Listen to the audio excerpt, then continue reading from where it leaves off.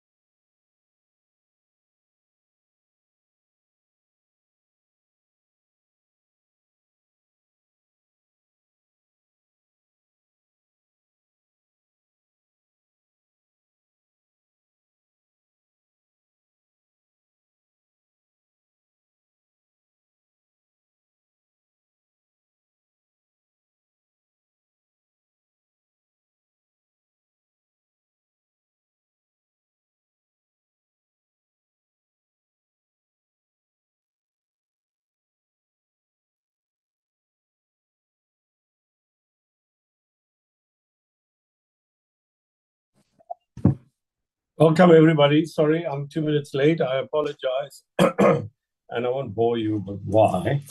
That ain't important. It's just something we all do. It's human, and it certainly happened. So let me not bore you with any more details. Welcome, everybody, particularly National Treasury, and we will be joined shortly, I gather, by the officials from DTIC. Can I just see what I can do about the sun coming through?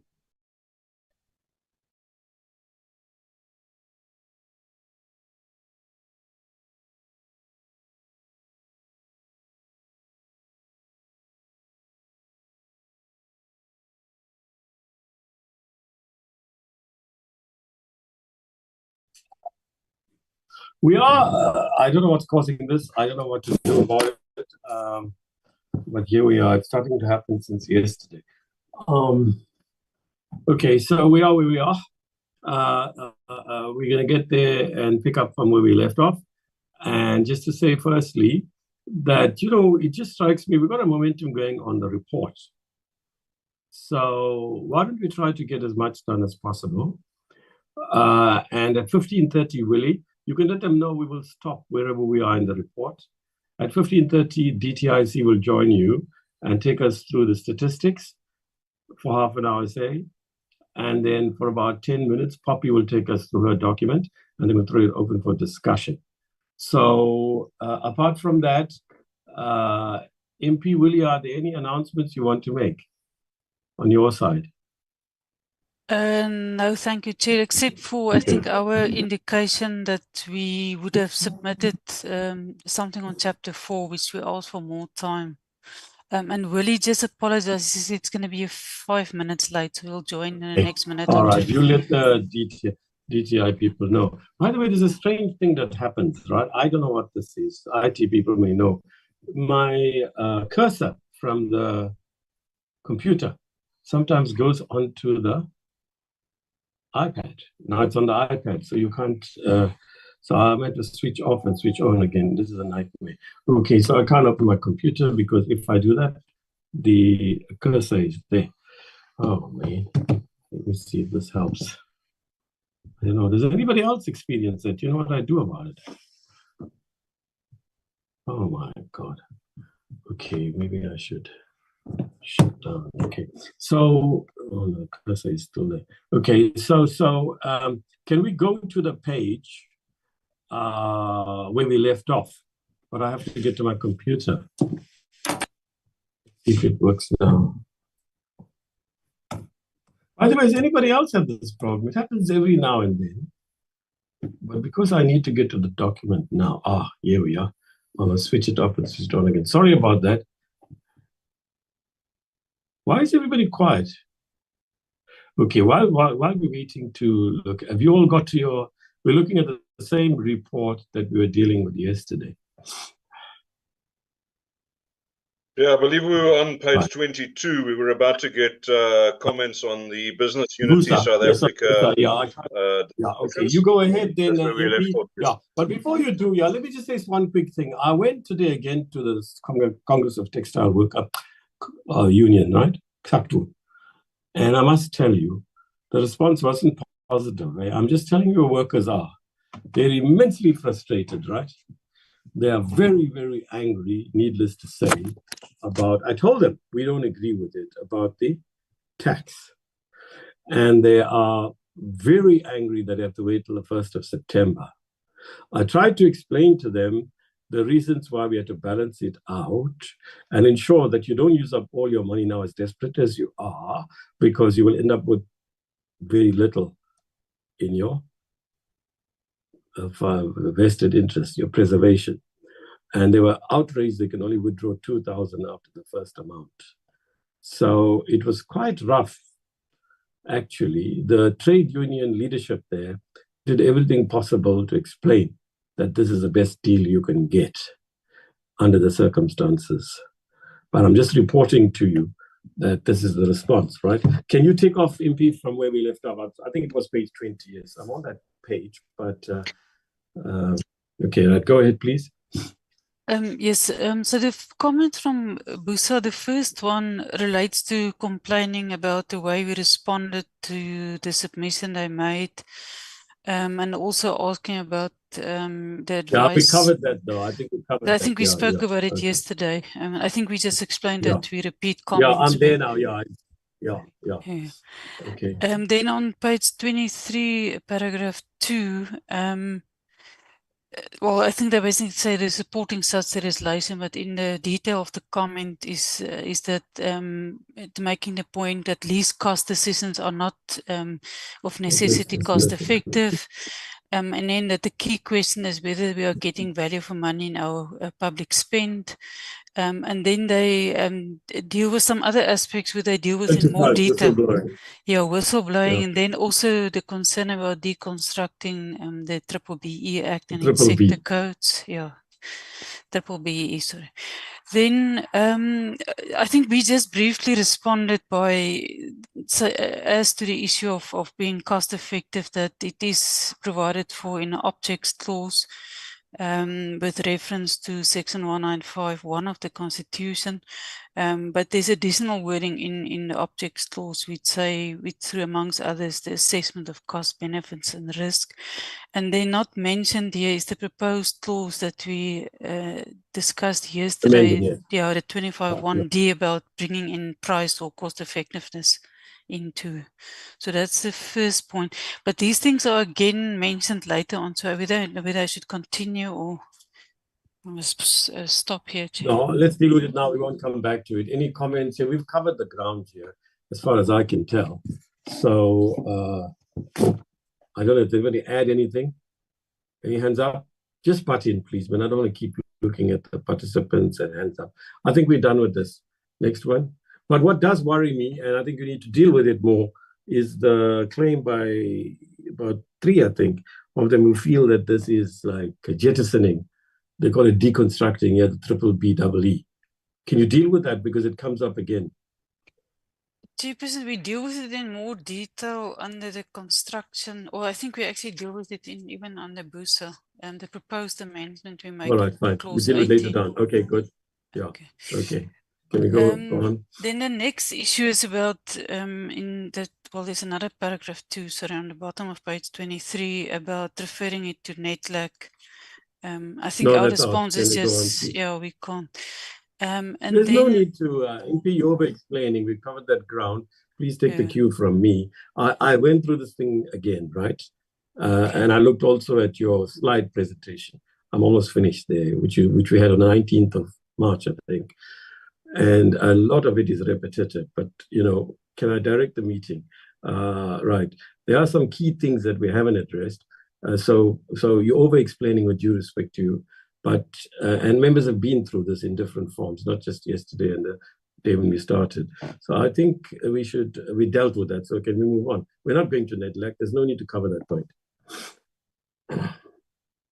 On the next page, page 24, I think that's why they're saying it should go back to NETLAC in that paragraph with which say why are we doing so, about the issue about principles, so on. So I think that's also been dealt with. We dealt with the issue of the principles. I think the real issue in cost effectiveness, you dealt with it. But here's the thing, right?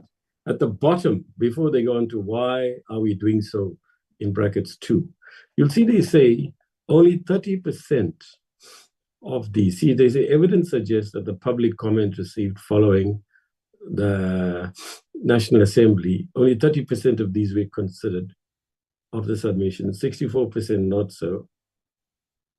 This shortcoming will likely be legally challenged based on the precedent set by the Constitutional Court ruling, which invalidated that law, right? Right. Now, that was even signed by the President. Frank, are you here? Oh, good.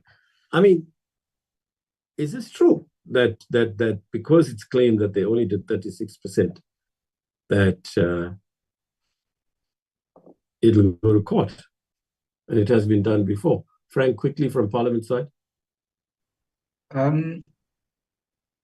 Chair, the submissions were made to the committee. I think that's the first thing we need to know. So the critical question is that the committee get a briefing on it. Do they know about the submissions, that they consider it?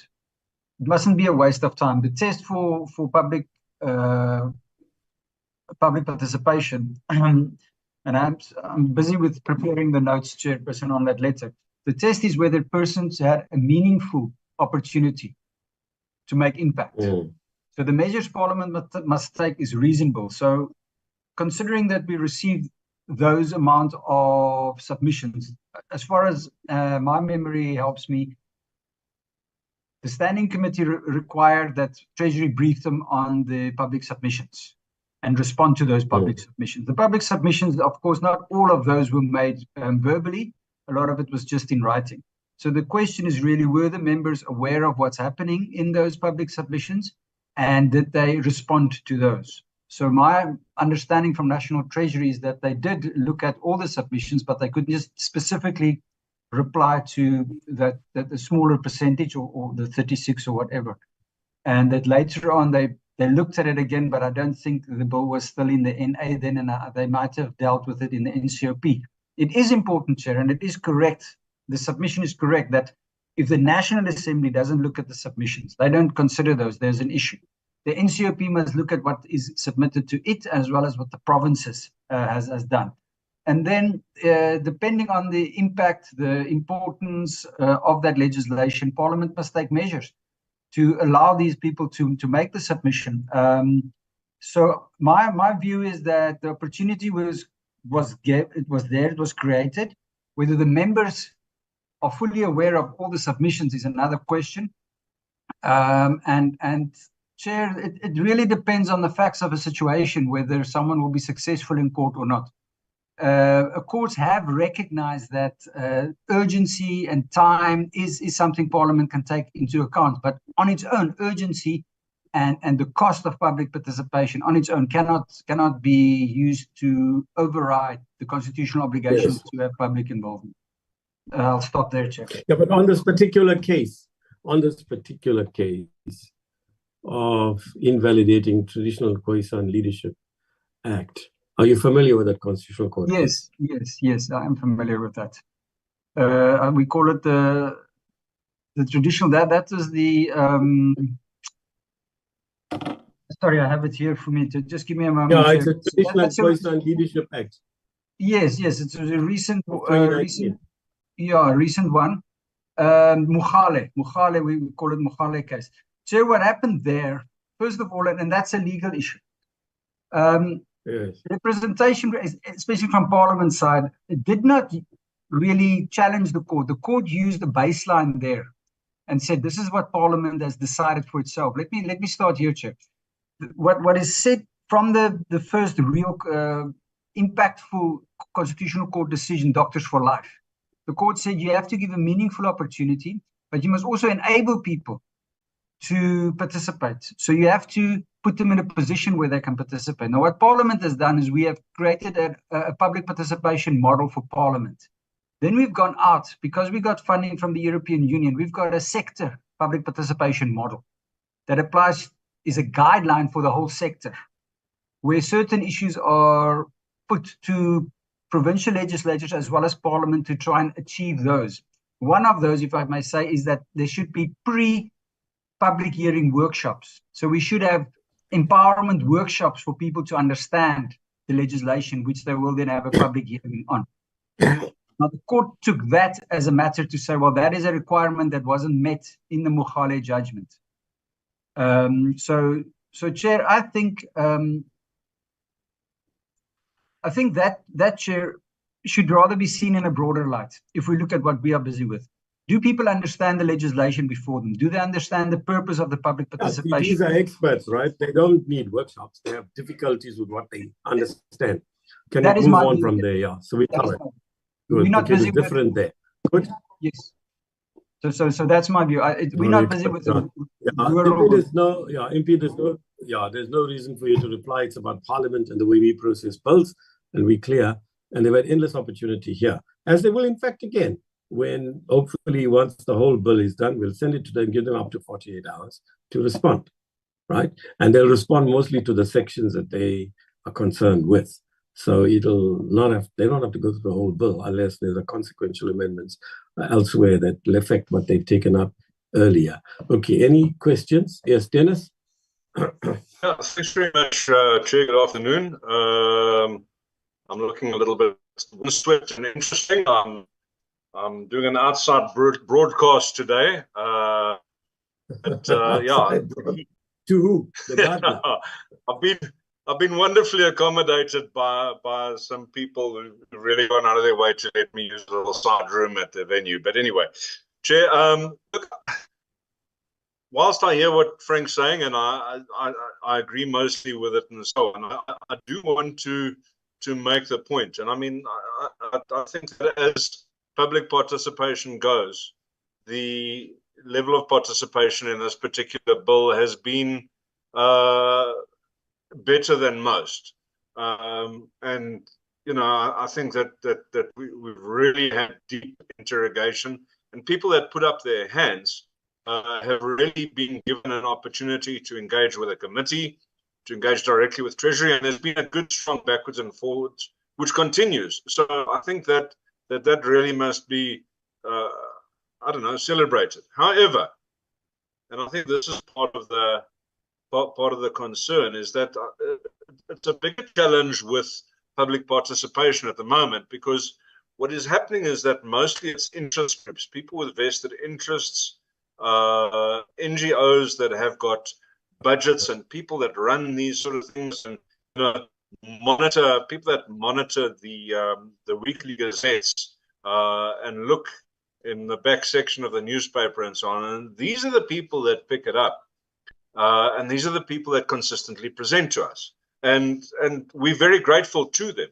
But the reality is that a lot of the people that this legislation directly affects do not have access to gazettes on a weekly basis, and probably don't have the expertise and couldn't be bothered, Chair. I mean, a gazette has to be some of the most boring reading you've ever seen.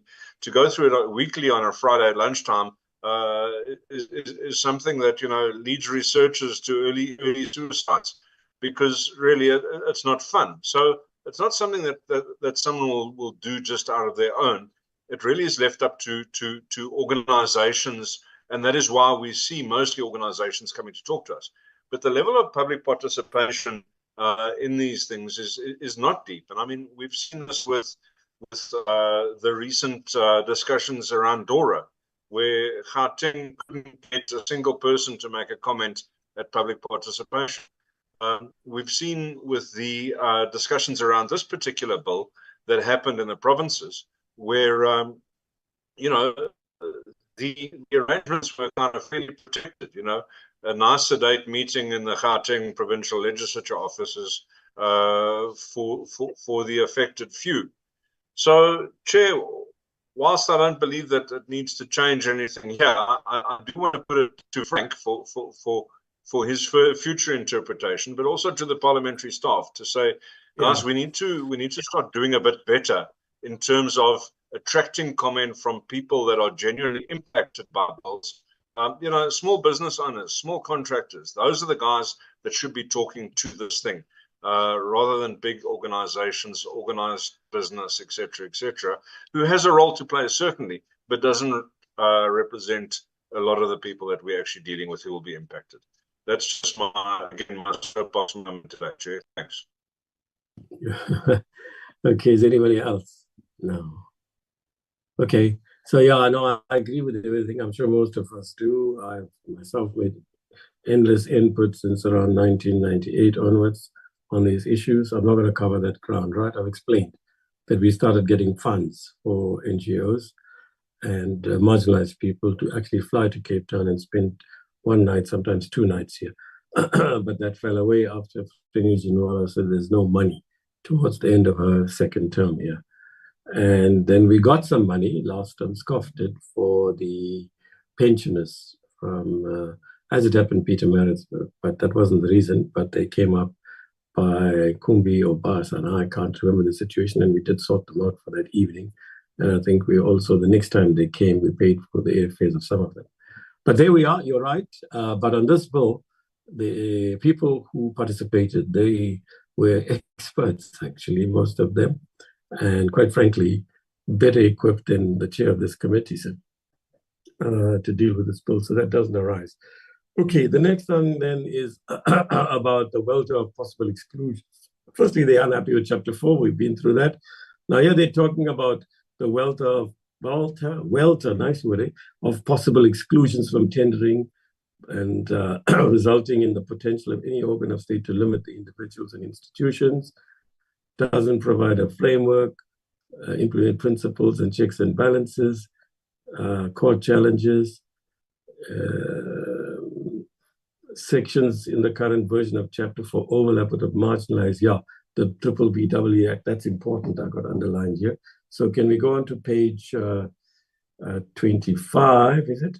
Yeah, then the same points being made about BEE levels and pre-qualifications, which essentially dismiss the balance of elements and targets contained in the BEE sector scorecards. And they also say that more investigation and consequence management should be applied to companies and rating agencies fraudulently involved in presenting questionable scorecards. We all know that. So those are the set of issues. They overlap. Over to you, MP. Yeah, Chairperson, in our document, we responded to all the issues, on my document from page 26, and not only these issues. I don't know if you want me to deal with that now. Yeah, just quickly summarize them. Don't over-explain, because in some or other way, since we began this process, we have covered these issues after we had the public hearings. Yeah, I think the including one your as first document of the 19th of March, it actually did reply to a lot of these. Yeah, go ahead. okay. I think that the one thing is we dealt with before is the issue about defining the principles in the act or expanding on Yeah, on no, we're not on- covering that. Can we move on, And please? then Yeah. also that the the regulations read with the act will direct institutions how to implement those principles. Then specifically on the triple BE and the sector codes, we propose in the document a couple of amendments, but the main one that relates to the triple BE is that we propose a new clause instead of using the certificates. We're proposing, I don't know, it looks like your page numbers differ from mine, but it's at the bottom of my page 26. We propose a clause which reads a bidder having a prescribed minimum percentage of preferential procurement from enterprises that are owned or managed by Black people in terms of the applicable code of good practice on Black economic power issued in terms of Section 9 of the Triple BE Act. So that's our proposal instead in place of the current provision. So I think that's one of our main responses to the issue of I'm going to call it undermining the Triple BE Act in that. And then the next issue that's it's been dealt with here is the whistleblowing. We've dealt with before. I think, yeah, that's more or less in relation to that paragraph that you went through now. Okay. Any comments on that? Please come in if anybody wants to. No. Can we move on, please? Chair, I don't know if you want to deal with Sorry, the next before we do, Chair, if you wouldn't mind, does this still mean that we're going to have different tiers of BE, triple BEE status levels? So are we still going to have different levels? That appears to be the intention. Just clarify for me, please.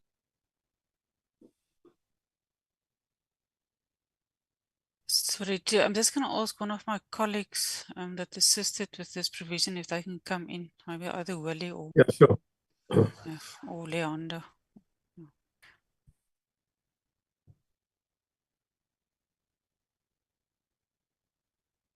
Chair, can I just come in on this one? Look, the levels will remain because they part and parcel of the Triple BE Act. So unless that act is amended, so those levels will remain applicable. I think that's the answer there, Chair. Thank you very much. That was the answer I was looking for. Thank you very, very much. Yeah. Okay, thank you very much.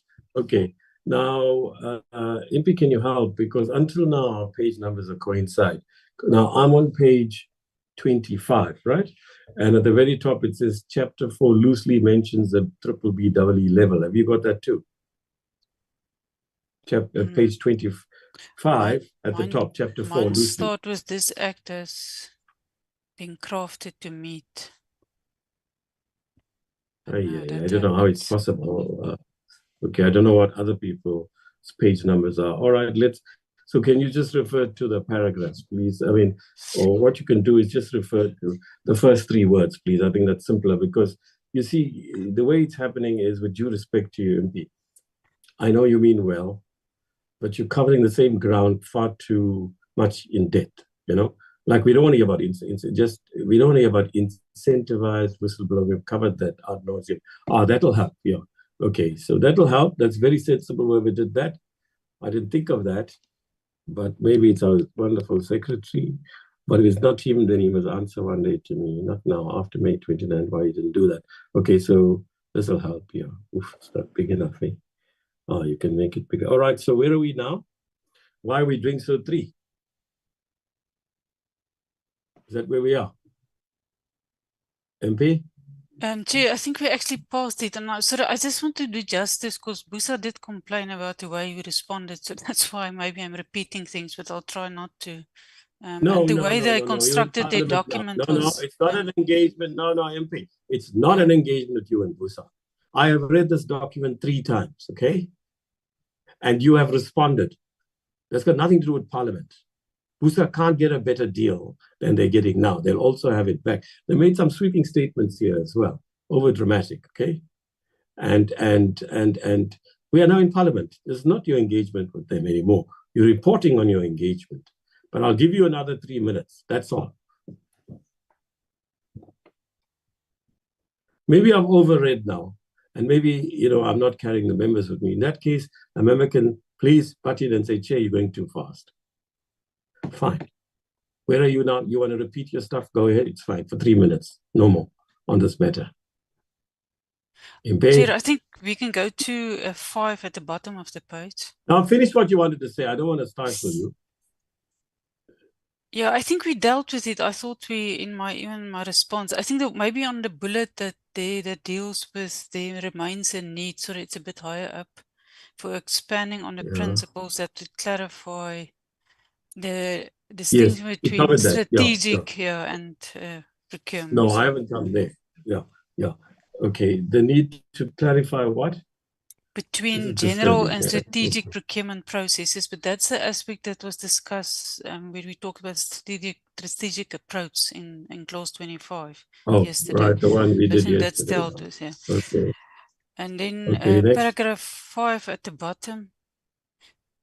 Well, I think there's this they're basically saying the urgency is linked to us trying to close a gap that was created by the Concord declaring the 2017 regulations invalid. Now, our response to that is that, well, the gap was closed by when we issued the new 2022 regulations, but the difference is that largely these matters are now done through procurement policy of institutions with not, except for the framework in the triple PFA, there's not much else determined, so it's left to them to implement differential procurement.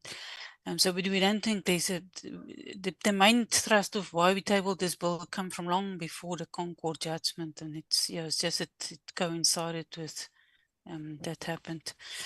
I think then I also complain about procurement principles not defined, which we already dealt with. Just to see if there's anything else. I think we also explained that what happened with the bill in the National Assembly, what happened with Chapter 4, is that it was a one-page bill, and the complaint was that it's not a framework.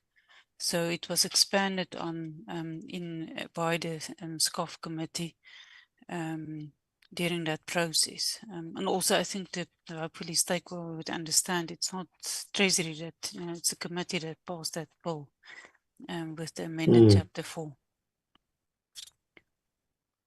Anything else you want to say in reply to I think that's nothing. Thank you, Chair. All right, now can I ask you one or two outstanding questions? Because those pages are suddenly not synergies.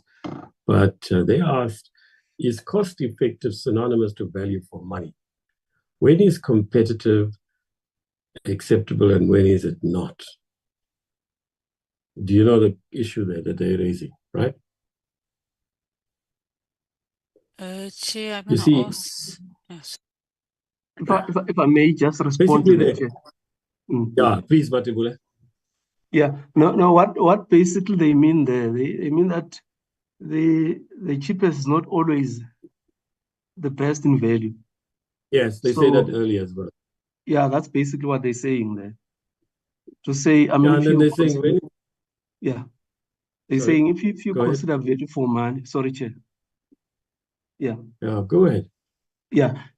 Now they're saying if you consider value for money, so it shouldn't always be the least cost, which is considered in terms of the current, based on the current also. But you also need to look at what value are you going to derive, despite just looking at what it costs. That's it. No matter say goedkoop is goedkoop in Afrikaans. Thank you, Chair. Yeah. Okay. Yeah, I know that. That's what it's saying. But there's a question, it's like a philosophical one. When is competitive acceptable and when is it not? What are they implying there? What do they mean by that question? That's what I don't understand. The actual text of what's in the bill and what they're saying, I understand when we've been through. But here it says, when is competitive acceptable and when is it not? Why are they asking that question? What does it actually mean? I don't understand. When is competitive acceptable and when isn't it? Chair, my view, if I can weigh in on the discussion, in my view, I think that is, as you rightly point out, it's a deeply philosophical question. And if we're going to debate that, then we're going to be here for quite some time, because the reality is that competitive presupposes a whole bunch of different inputs, and I think that is the whole point of these regulations, is that it's trying to deal with miscarriages of justice in the past, which have led to unequal playing fields. So now it's trying to tilt the playing field in the opposite direction, I guess. And that's the debate that we are here for. But I mean, that's not a debate for our committee necessarily. That's a debate for political parties to have in their congresses, in their caucuses, and to put forward a position that they put to the voters. And I think it ties in, I guess, as well with Fani's question the other day, where he asked, where's the horizon on BEE? And I mean, it's a deeply philosophical question, Chair. It's the key issue that's being addressed here. And to throw it in at this part of the bill, I think is it's going to take us a long time to discuss. But frankly, I believe that the various parties are here already with mandates from their parties in terms of where they believe that competition should start and end. Yeah, no, you know what? I also feel it's not really, I just wanted to know whether there's something there. Dennis, I agree with everything you're saying. There that I don't see, maybe we don't see, but why they're posing, is it related to some particular clause? I couldn't see it. That's why I said it. We're agreeing. Okay, can we go on then? MP? Okay, the next one is Kusatu and Saktu. Right. I think that first point they just make this, they have other issues, but they focus on the major issues. Then the first issue they raise, which is paragraph 2 in their document, is that they ask for that you put in a default position for open competition according to a point system that includes price and preference, and also possibly quality and functionality. Now, what we propose, and it's part of the amendments that we alluded to earlier, is that we want to put a clause in, or propose a clause in 16 that would say there's a layered application of clauses 17, 18, and 19. And if none of them are applicable, then the normal open competition provisions will apply. So I think that's our response. And then linked to that is, which is not mentioned here, the proposed clause in 25(1)(d) that will apply to all procurement about including how you evaluate it, will include cost effectiveness and functionality and so on. Okay, fine. Anybody wants to say anything? Nope. Okay, let's carry on.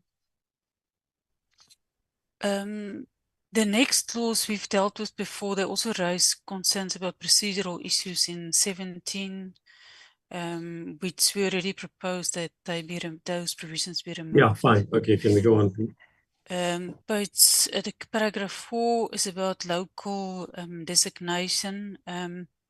They say, well, they referred to the issue of having market research and policy analysis. Now, that provision is in clause 18, which we do think is provided for, and also the fact that there's this process around the regulations that you have to state the intended, the need and the intended operation, which would be relevant. Yes, anything there? People just butt in, okay? So if you don't hear people butting in, go on to the next one. Okay. The next one is about designation for local contact, which is in clause 25. And I worried about, again, I think the excessive layering, because it was in the EV not clear that you start off with 17, then 18, then 19.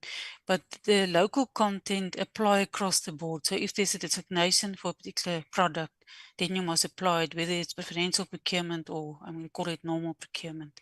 So that's our response, and that we will propose that clause in the bill. And then also, in addition, we would make a provision or propose a provision early on that says local contact designation applies across the board. Anything there? By the way, if there are any of our provincial chairpersons, you have full speaking rights, and please welcome. And if there are stakeholders, you're welcome too, obviously, but we will send you a copy of the bill. Okay, anything else, MP? Chair, Next sorry, one. before we move on. Yeah, Just in sure. terms of that local content, I'm looking at section 25, and I'm wondering how it interferes again with section 23 and section, what did we say, 18.1C5 yesterday. 18.1C5, yes, correct. And yeah, it appears that we're bringing in similar references on at various different points, all to localization, local content, geographical boundaries, etc., etc.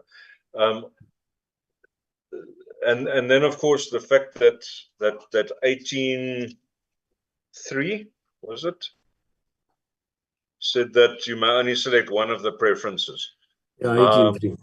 Yeah, so I'm just wondering how these different bringing in of the geographical issues, because I mean, you know, without again going into definitions, define local for me. Is local to South Africa, local to the province, the district, the municipality, the ward, and different people that you engage with will have different interpretations to suit their own specific needs. So then that needs to be defined in terms of the geographical area that you define using, I guess, section 23. But does that limit you then later when you get to dealing with section 18.3? And just to make sure that there's sufficient clarity that that the local content issue is not stymied by the fact we've got 18.3. So yeah, again, I think 18.3 is the one that bothers me, Chair. Okay, reply please, MP. He's raised it before. Chairperson, first of all, local content and locality are different issues. So clause 20 deals with local content, and that would be linked to South Africa, not local content in relation to a province or a district or so on. Then on clause 18.3, given the input that we received yesterday, we're actually working on expanding the provisions regarding geographical location. So that will be part of the proposal we submit on Tuesday. But 20 deals with something else. It's designation of products or, you know, for local content, not linked to locality. I don't know if Willie wants to add or... Willie, do you want to say anything? Thanks, Chair. Yeah. No, it's true. I think the local, I mean, the power given in terms of clause 20 refers to the local content. This is the designation for, you know, make sure that at least we don't import more than necessary. So it's broader. It's South Africa versus other goods that we're getting outside the country. I mean, because otherwise, if you end up importing, you're actually exporting more jobs outside the country. So that's what this is all about. It's got nothing to do with locality, which is a geographical area or a province and so on. That's the distinction. It's yeah, broader. okay. Sure. I get it, certainly. Dennis, are you okay with that? Secondly, can I just ask before we throw it back to Dennis? Yeah, no, You know, I'm happy. yeah, good answer again. Yeah, thank you. Yeah, good answer. Yeah. So you don't think, having heard you, and I think we agree, there might be some value in defining those terms, local content, etc. Maybe there's no need. Okay. Now that I listen to you, it's obvious. But I'm glad Dennis raised it. Because you've given us a very good answer. But you think about it, where there's a need for a definition of these 2 or 3 terms, local, etc. Do you want to say anything in reply, Treasury, to that proposal that you think of it? We're not insisting on it. Chair, we'll consider maybe the only definition we could is to say local content refers to what's in clause 20, but we will look at whether we should give more. Yeah, okay, it's to it. tautological almost, yeah, but sometimes we do that in definitions. Okay, Dennis, you're fine with that, right? So let's move on. Thank you. Yeah, Chair, I think maybe one could look at the, because I mean, it refers to the Minister of DTI. And I presume there would be a local content definition somewhere there. and perhaps you could reference that. I don't know if you really wanted to. Yeah, it's there. Yeah, it's a good idea. Good idea. Think about it. Come back to us on that. Esther, you're noting these things, right? So we pick it up. By the way, Esther, thanks very much for your very good summary again. Next point. Paragraph 6 is actually the same issue, but just to make clear that it applies whenever you procure if there's a designation. Fine. Okay. Then paragraph 7 is it's again the issue about how the provisions in chapter 4 will apply. And again, our response is that it's a layered approach and it will be clarified. Yeah, and then it goes from one to the other. Okay, next, please. Then they propose specific amendments in a document they submitted subsequently. Again, complementary goals that other stakeholders said we should remove, and we supported that. Good. And then the next page, they made a proposal about adding in clause 18 that it includes a prescribed minimum of potentially qualifying suppliers, which we also support. And the omission of clause 24, which I think we also discussed yesterday. The report has disappeared from the screen, by the way. I'm not sure what happened there. Okay, is there anything else you want to raise?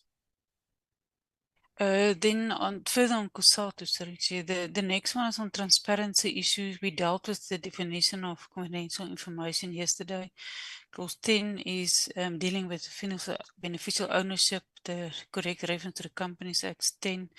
11 is one that COSATU is proposing a national register of excluded persons, their family and known close associates that contracts with the state.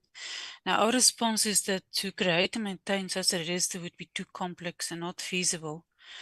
And there is already a prohibition in clause 13 that automatically excluded persons may not contract with the state. What we are proposing for consideration is that if a bid is above a prescribed value, then that we provide in clause 33 that the minister must make regulations about disclosing details when a bid is evaluated to a family or a known close associate of a automatically excluded person. That's not that they prohibit it, but it just be disclosed. So that's a proposal we're making for clause 33.2 in response to the proposal for in place of a register. Yeah, okay. I think that's the way out because register they're asking for is almost impossible to do, sadly. The same applies in other legislation where we've asked for this thing.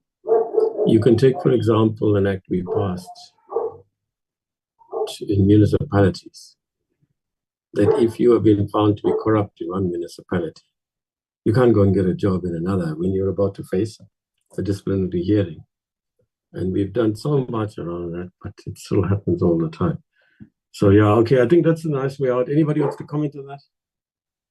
No. Okay, what else, MP? That's the last one, but there's one from COSATU about requesting that the bill, well, when it becomes an act after a period of 18 months, be referred back to Parliament. Yeah, well, we have said within 2 years. For consultation, yes. Yeah, we're calling this now report as a first phase bill. Okay. Okay, and then the last matter, sorry, Chair. Go ahead. Is on the regulations that they require consultation. And we made the point that there is a provision in the bill. Yeah, it's there. Okay, anything else? Not from COSATU. Okay, but can I raise something that they raised? I think we covered this. About the POPIA and PAIA, right? That's the paragraph 9. Yes. First, ensure the definition of confidentiality doesn't block legitimate access to information. This can be done by aligning section 1 with PAIA and not POPIA. We've agreed on that, haven't we? Yes, yesterday that we can we move on? Yeah. Yes. And then beneficial ownership, we covered that. Yeah, okay, I'm cool. Unless somebody else wants to raise anything. Next one is 210, is it?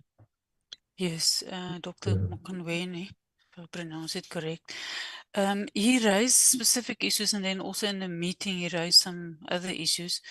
But his first point is that, he's basically supporting what we're doing, but then he said The proposal is the provincial points weighting must be greater than the weighting of pricing and quality or functionality combined. And then in relation to that, he proposed that in our discussion that in clause 17.5 we remove the reference to functionality and so on, which was already in other submissions. So that did not be referenced in, and it's also like what was said is procedural requirements. So 17.5 won't refer to that. It will just be saying must be validated in terms of the prescribed criteria. So that's the one matter that he raised. And then the other matters that we requested is that can't be prescribed contracting methods, which we propose that we include such a clause in 64 for different categories of procurement. And then there was another proposal. Apparently there's quite a problem with service providers and procuring institutions using so-called standard contracts that doesn't comply with legislation. Now, if that's the case legally, such contracts would anyway be invalid. But I thought it would do no harm to put in a clause in the bill and saying that if a contract is concluded by a procuring institution and a successful bidder that's contrary to a provision of this act, that provision of the contract will be null and void. Yeah, it's there in the bill, isn't it? Or are you adding something? And now it's something we were proposing to add. I thought that sort of thing is covered. But anyway, if you think it isn't, that's fine. Nothing wrong. And even if it slightly overlaps. Now, he also raises his concern about BEE and this act, right? Now, I want to get this clear. So there are people, it seems, who feel that this act is less progressive than BEE, right? And you're arguing that BEE is inadequate, which is why this act is necessary. Am I right? That's the basic summary. Or is this too crude? Willie, do you want to come in on this? Sure. Yeah, I think, Chair, you're correct. That's the sense that we're picking up, that there's a view that maybe this bill somehow deconstructs the BEE Act. That's a sense. Okay, you know, perception is very important, right? And now, can I ask you this question? The people who are lobbying for Black economic empowerment in this bill, right? Are the majority of them feeling that way, or are the majority of them saying, look, this is an advance, but it doesn't go far enough? What are they actually saying, to put it in a nutshell?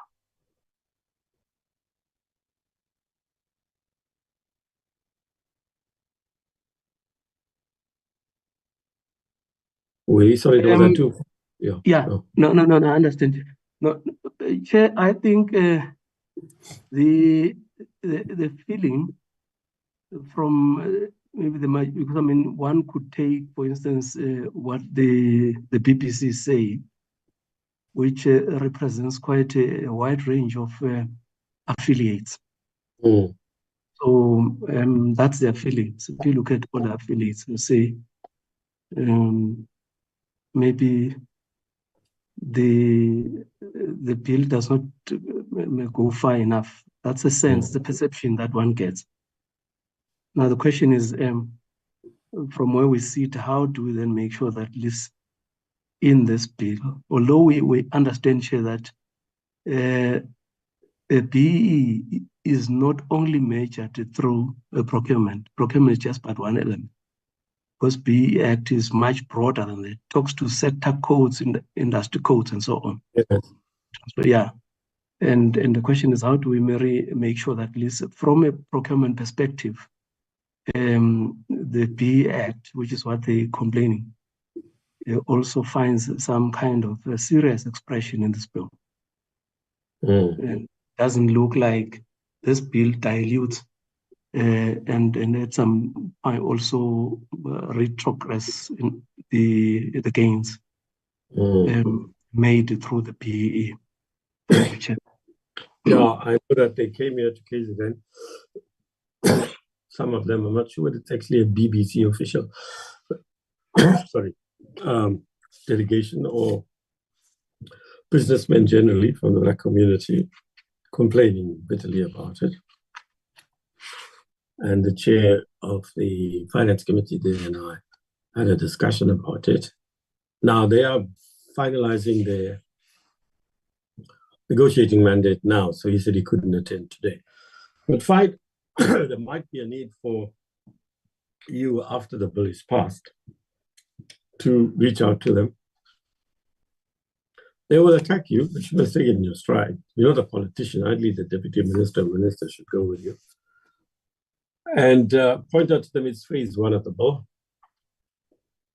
Phase 2, you look at things carefully again. But the committee was unanimous that we can't accept dropping people with disabilities, for example, simply because of their skin color. I mean, it can't be done. The ANC will have to change its policies. You have to change your whole BBBW legislation and so on. You can, but no decision of that sort's been taken by the ANC. Okay, can we move on to construction sector? Am I right? 211? There's a hand from Mr. Aidasha. Yeah, sure. Or you can just butt in. I don't know why he's handing up. Why are you handing up? Because I'm eminently polite, Mr. Chair. Yeah. Only you believe that, but fine, go ahead. Yeah, Chair, thanks very much. I'm not sure if it was fair to ask Willie that question. Sorry, Willie and Willie. To ask Willie that question, I think, it's probably a question that should have been asked to the people that are complaining. But I mean, we had that discussion yesterday around the Black Business Council, whose suggestion was, take away all of those criteria that don't include Black. Then you have other institutions, and my own party included as well, saying that race is no longer the proxy for poor or previously disadvantaged. So race shouldn't be the criteria. I think, as you rightly point out, there are many different interest groups that would all be trying to further their own specifically narrow interests in some cases, but realistically, Chair, I mean the fact is that the bill here, I mean, I don't agree with this bill, but I'm not sure that why there's a perception that it takes us back from BEE. Yeah, 3 Bs. But I don't think Treasury can really answer that either. It comes from the stakeholders. They've given us their inputs, and certainly, I mean, as I say, I agree with some of the inputs, but that would be less popular with those complaining, and certainly most unpopular with the Black Business Council. So that's just my 2 cents on them.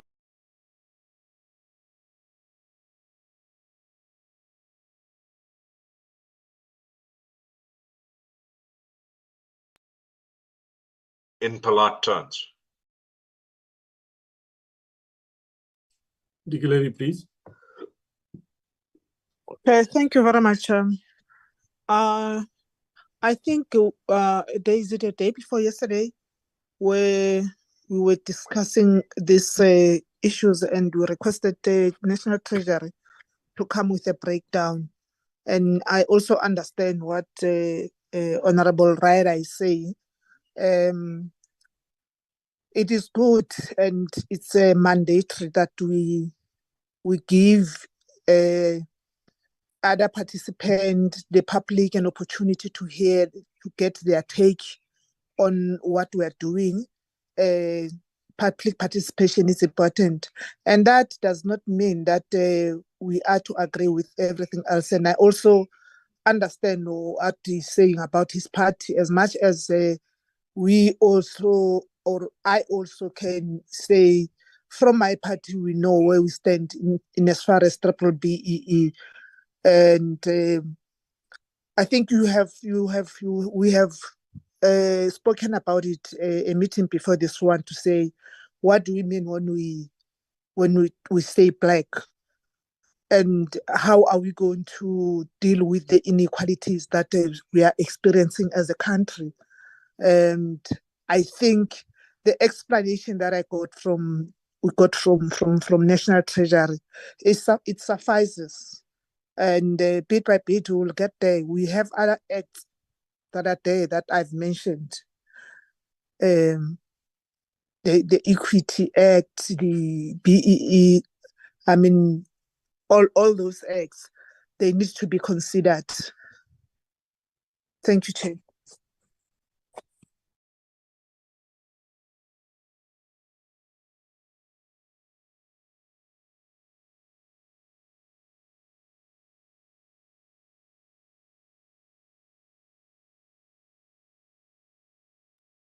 Sorry about that. I have to charge the iPad. It's running out.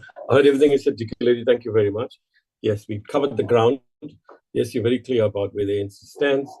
I do think, though, Treasury, you might want to do a small document or something, or meet with them, because perception's been so much. I'm just maybe influenced by what happened this morning.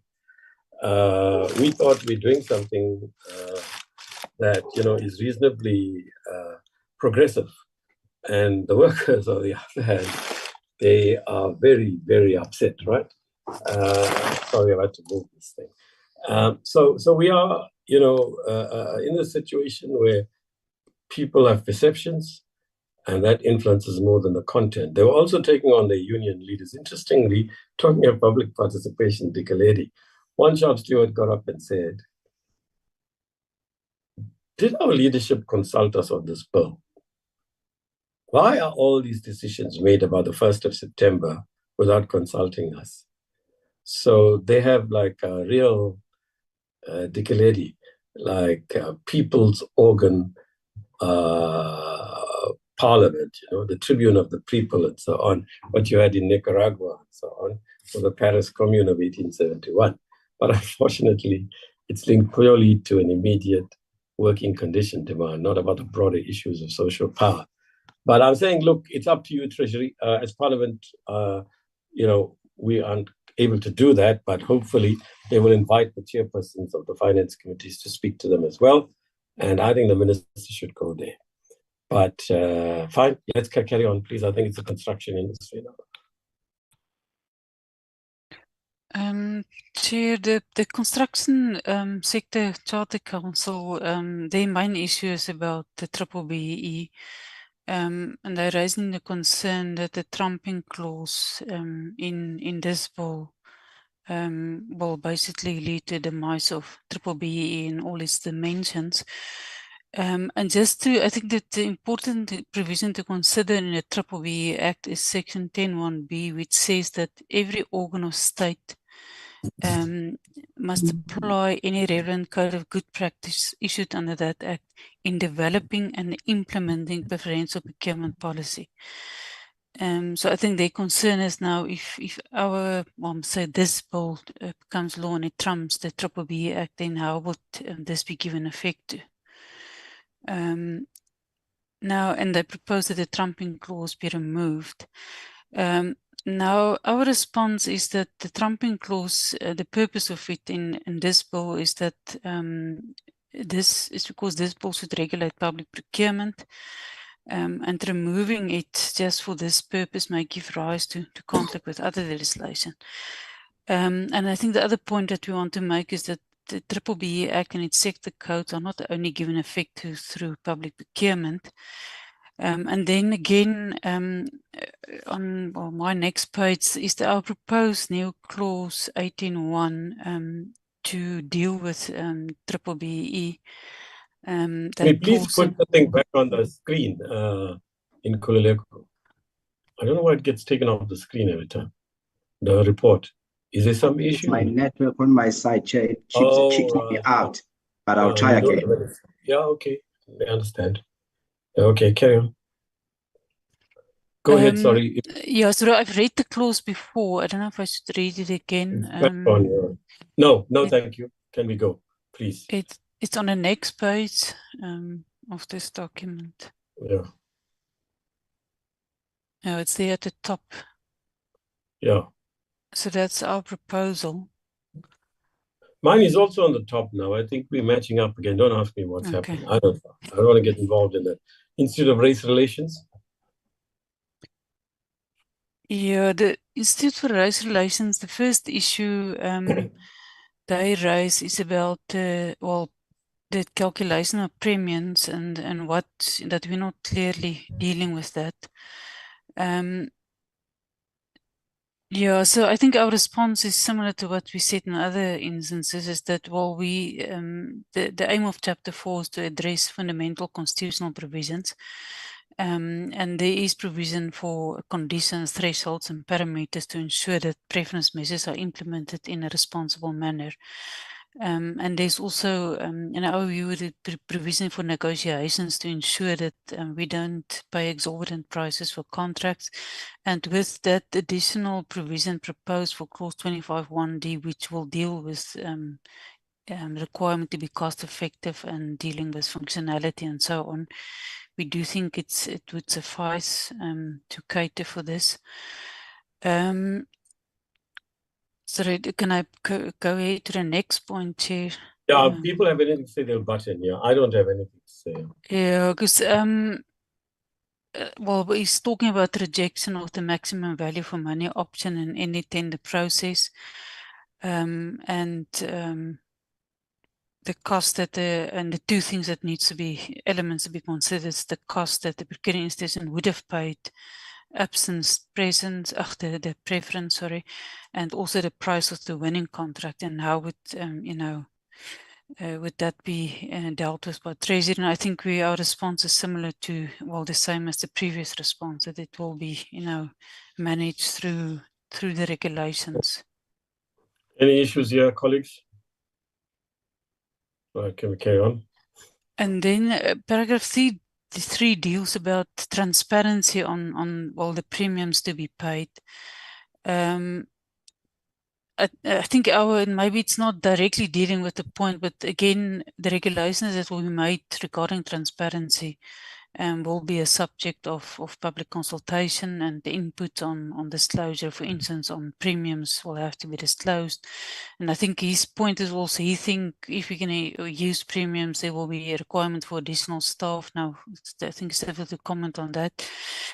But yeah, that is point 3. Then point 4 is what is an excessive premium. But all these regulations are subject to parliamentary scrutiny anyway, isn't it? Yes, okay. That's correct. So nothing stops Parliament from having public hearings on a regulation. It's not that we do it, but at least receive written submissions of them. Yes, no. I think again, he's arguing about the pro-poor position and should be pay premiums and so on.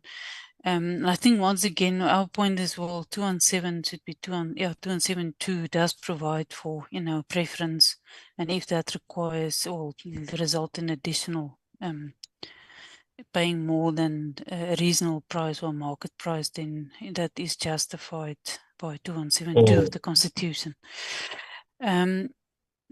Then paragraph 5 is about the trade-off between transparency and preference. I think there's a bit of a legal argument that we had, so I don't think I'm going to go into that. And then 6 talk about that's dealing with exemptions from the Act and also departures from instructions.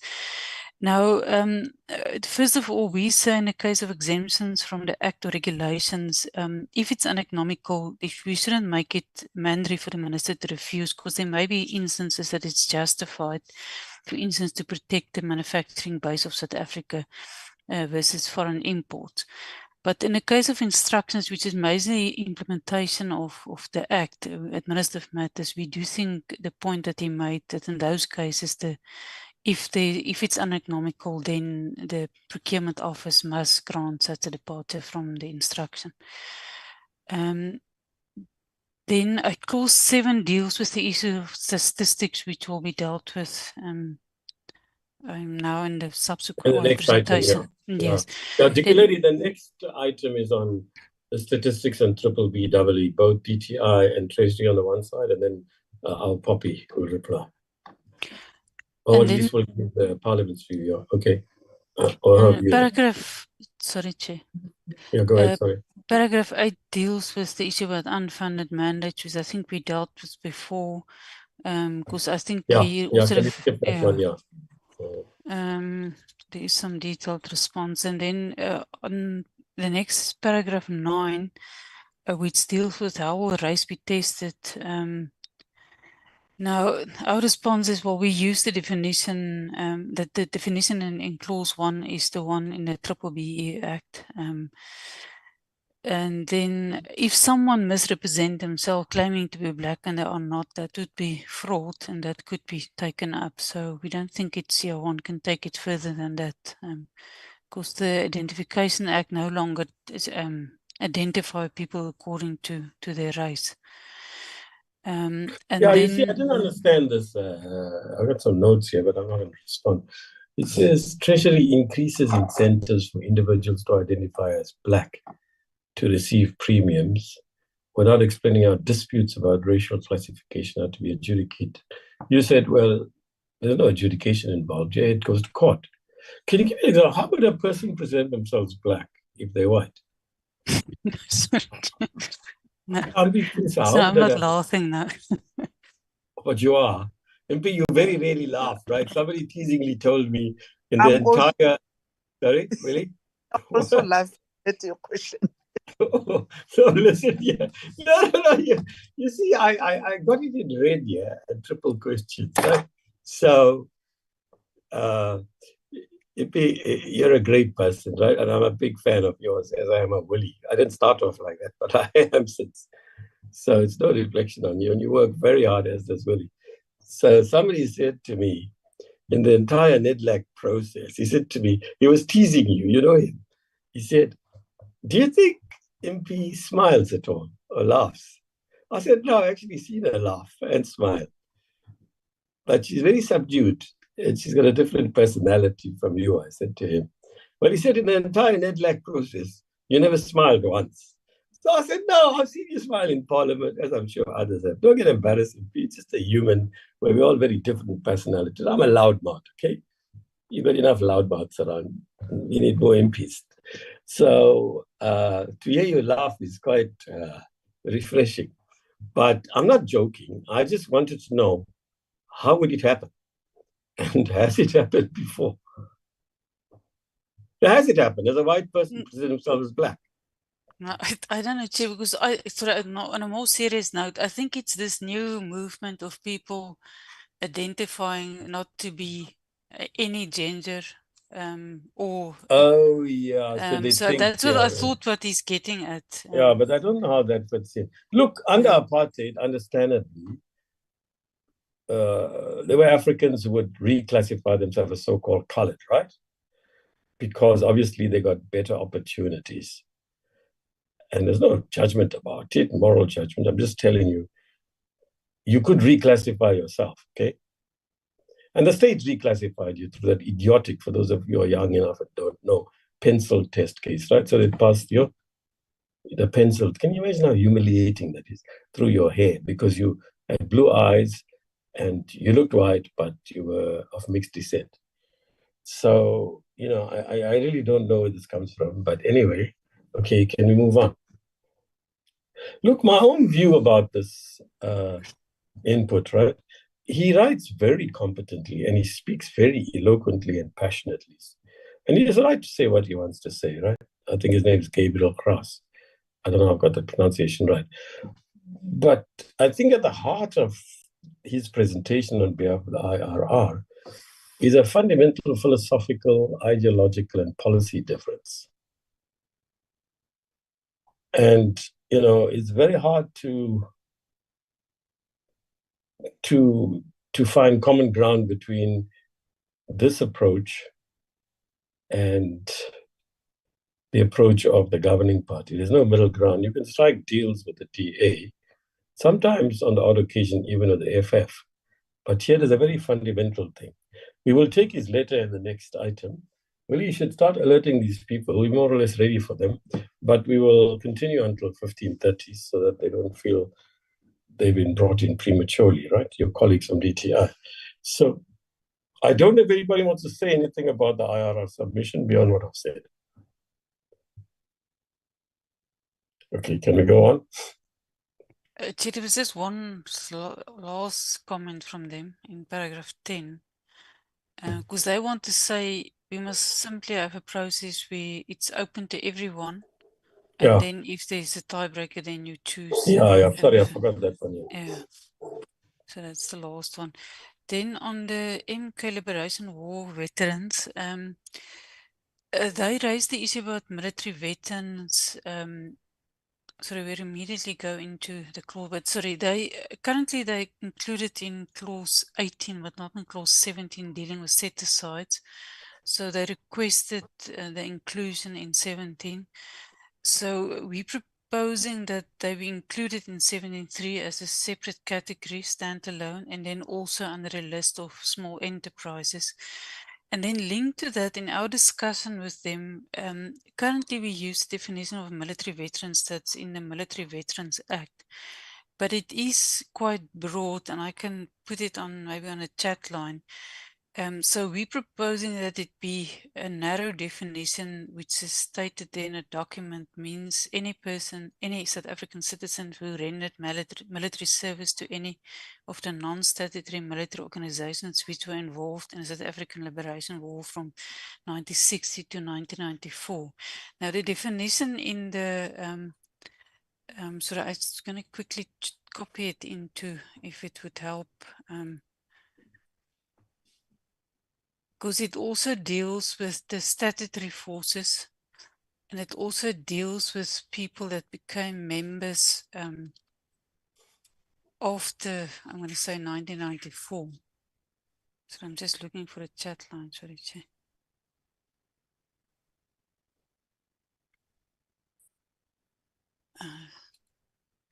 So there, I put it in a chat line. Yeah, I see it there. So we took paragraph A, but you removed statutory, and we don't have B and C. Mm. Are they fine with that?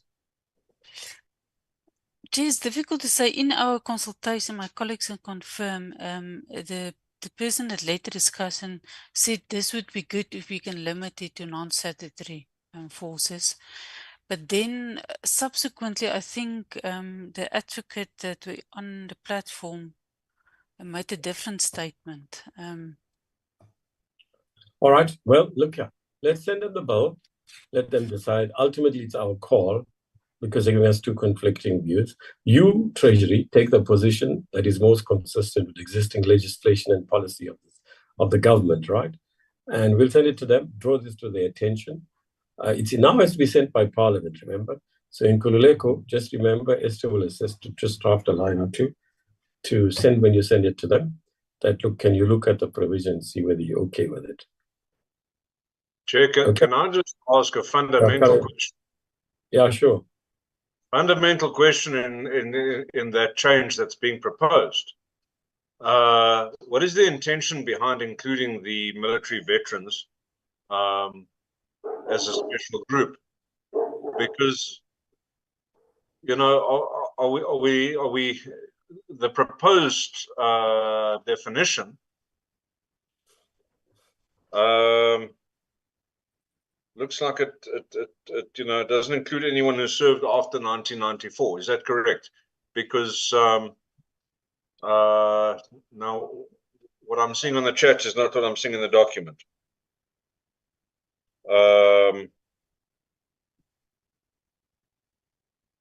But the reality is that, you know, military veterans the world over are handled in a specific way because they are people that have given service to their country and have, you know, put their lives on the line wholeheartedly. So is the intention of including military veterans only to, you know, and let's be crass, reward people that fought for MK or APLA or one of the other forces?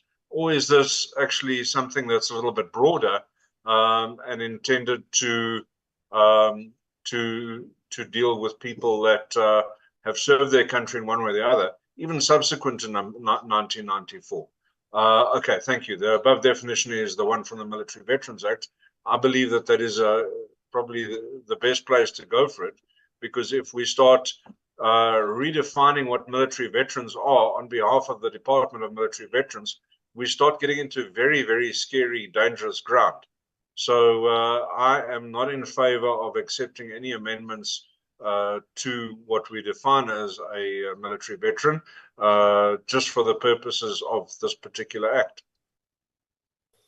Okay, there's Fani, and then the ANC, I'm sure, will want to come in, so the ANC will come in after that. Thank you, Honourable Chair. Honourable Chair, I don't know why we want to include them, because provision is already being made for the military veterans by means of the BEE. I mean, it's a duplication. Is this just to highlight, to get favour from the veterans? Please, if I could just get clarity on that. Okay. ANC, Dikeledi, please. Chair, I think I've just read the caption on our what is this, the chat icon, yeah, and I hear the concerns from the two honorable members, and unfortunately we cannot, correctly said by Honorable Ryder, let us not try to be to expand our mandate or do something that is out of our mandate. For the definition, if we want to amend this definition that is there, that is existing now, it needs to go to the relevant committee to do that. And the other parties that believe they want to amend it, they can do their submissions at that committee to amend it. And it can be attended there. But we can't be now amending this in Finance Committee. Thank you, Chair. Okay, anybody else want to say anything? Nope. Okay, let me, before you come in, Treasury, make the following points, right? Firstly, you can't equate guerrillas of MK with those who served the state before 1994. MK military veterans, which means APLA military veterans also, non-statutory as we call them, the government and the ANC has already taken a decision, it's the policies, to benefit them because of housing and so on. Many of them, especially since 1976, the earlier generation are deceased, many of them. Many of them left this country at the age of 16 and 17 because we know the story. They were being mowed down by the apartheid state. The Soweto uprising didn't fall from the skies, okay? Thousands of people left and they were languishing in camps. What were they doing? Some went for education. I'm not going to give a lecture, but there's a fundamental moral, political, and other difference between fighting for your country through MK and fighting for a minority regime. You can never equate the two. Never, never, never.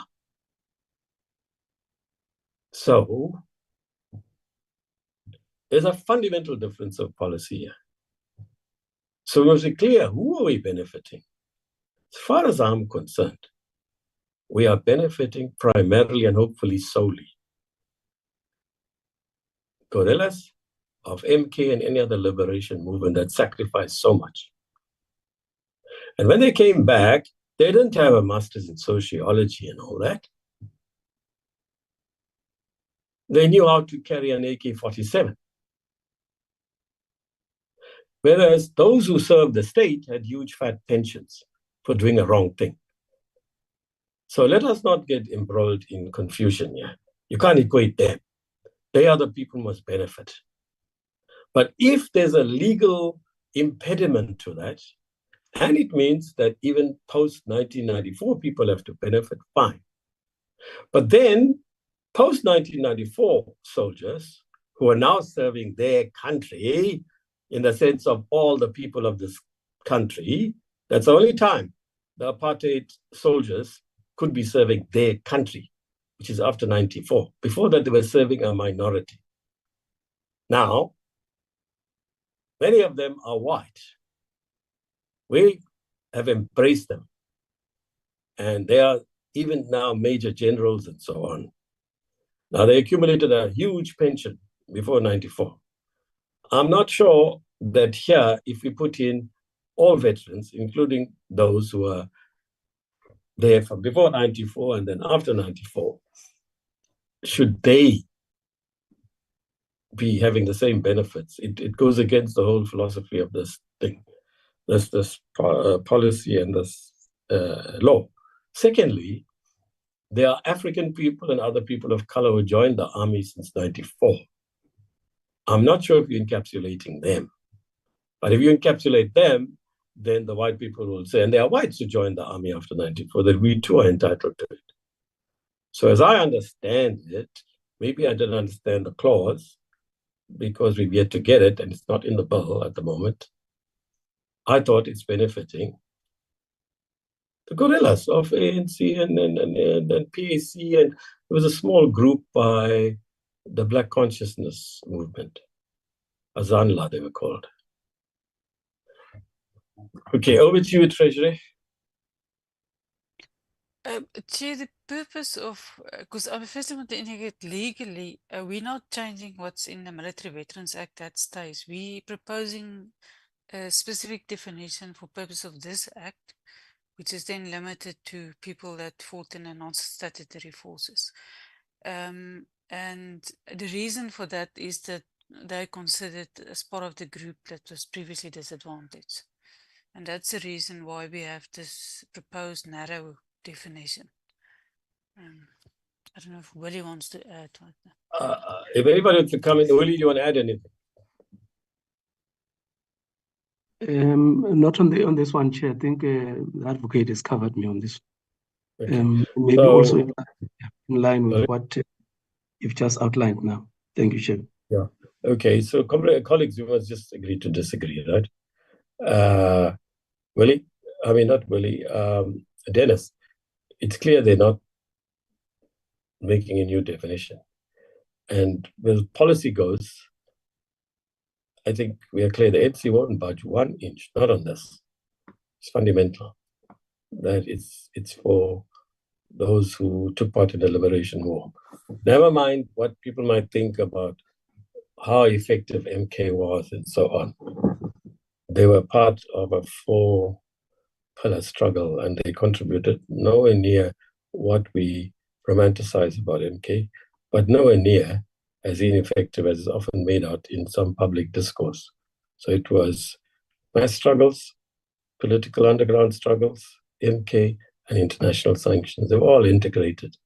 And I know, and all of us here in the ANC know these military veterans. We meet them all the time. They come and begging to us for support. It's humiliating to them and to us to feel embarrassed. I'm in my fat cat salary. And here are these people prepared to die. Yes, I see your point. That is your view. I say it's philosophical. It's very deep difference. We'll never agree on that, Fanny. We'll never agree. I don't know exactly what Dennis is saying, whether he's raising just a technical issue, but no to the post-1994 as far as I see it. Okay, but I don't think it's worth discussing. We're never going to agree.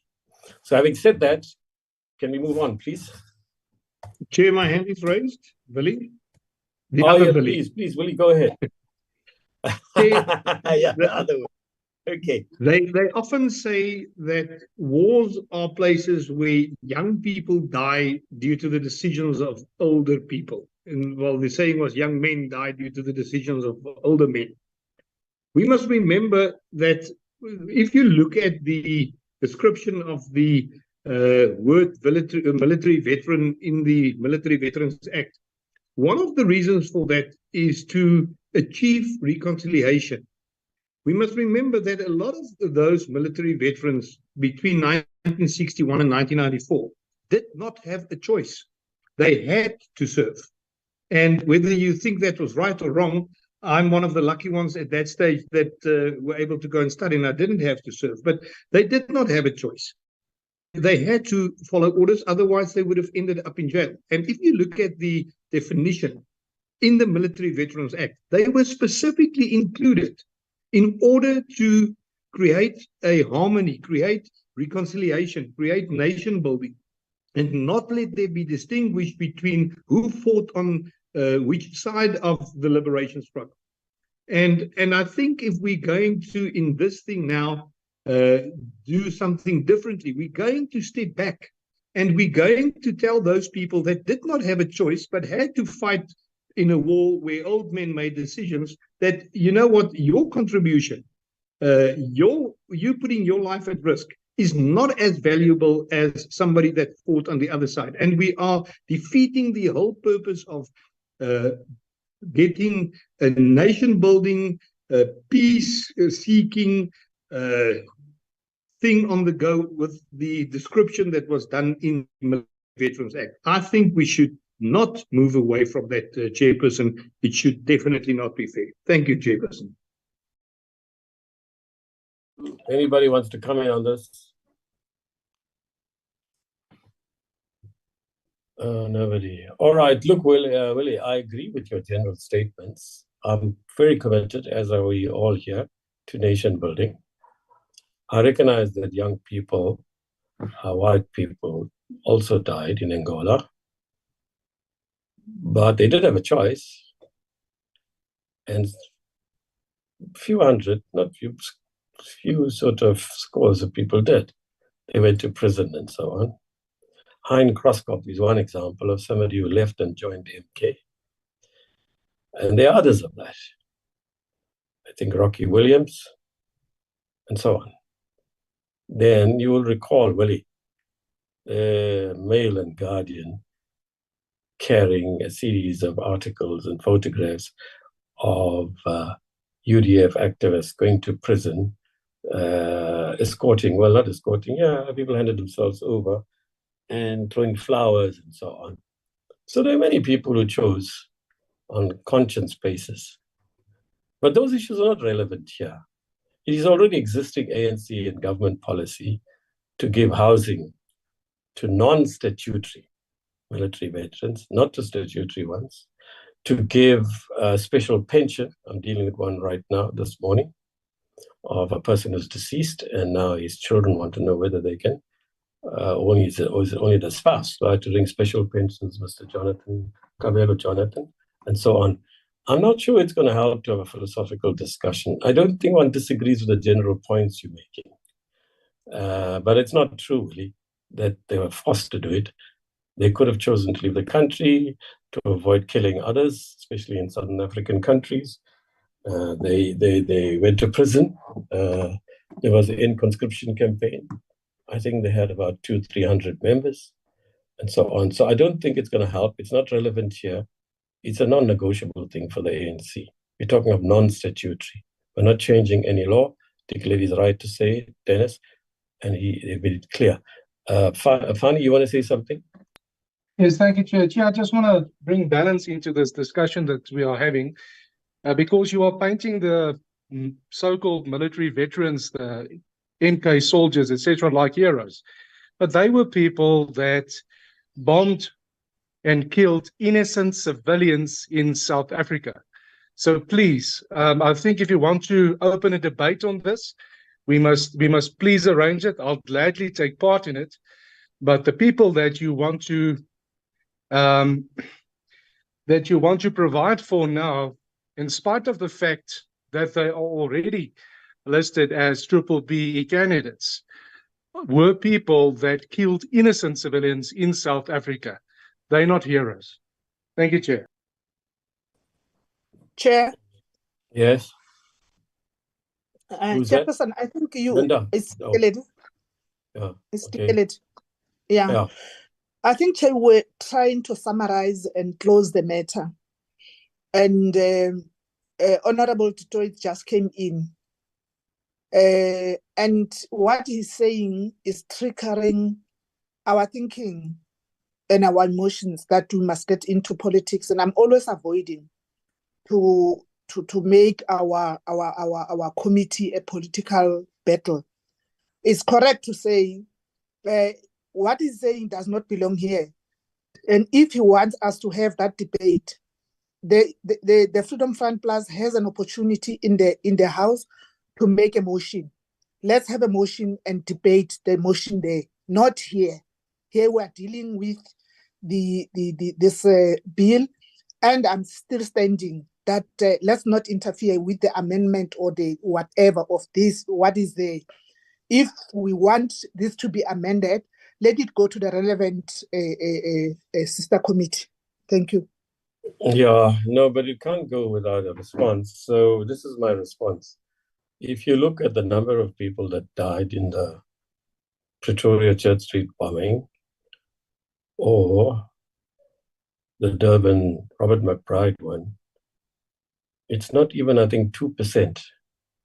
I'm doing some work on it for another reason, of the number of people that the SADF killed inside the country, their own people, fellow citizens, an army in the townships from 85 onwards, emergency 86. The number of people, I think it's over 30,000 maybe. I'm not sure the figure is they killed in the southern African countries, Angola, Namibia, Mozambique, the SADF raids into these countries, the Matola massacre and so on. That is terrorism. It's true the ANC killed people, it was never our policy.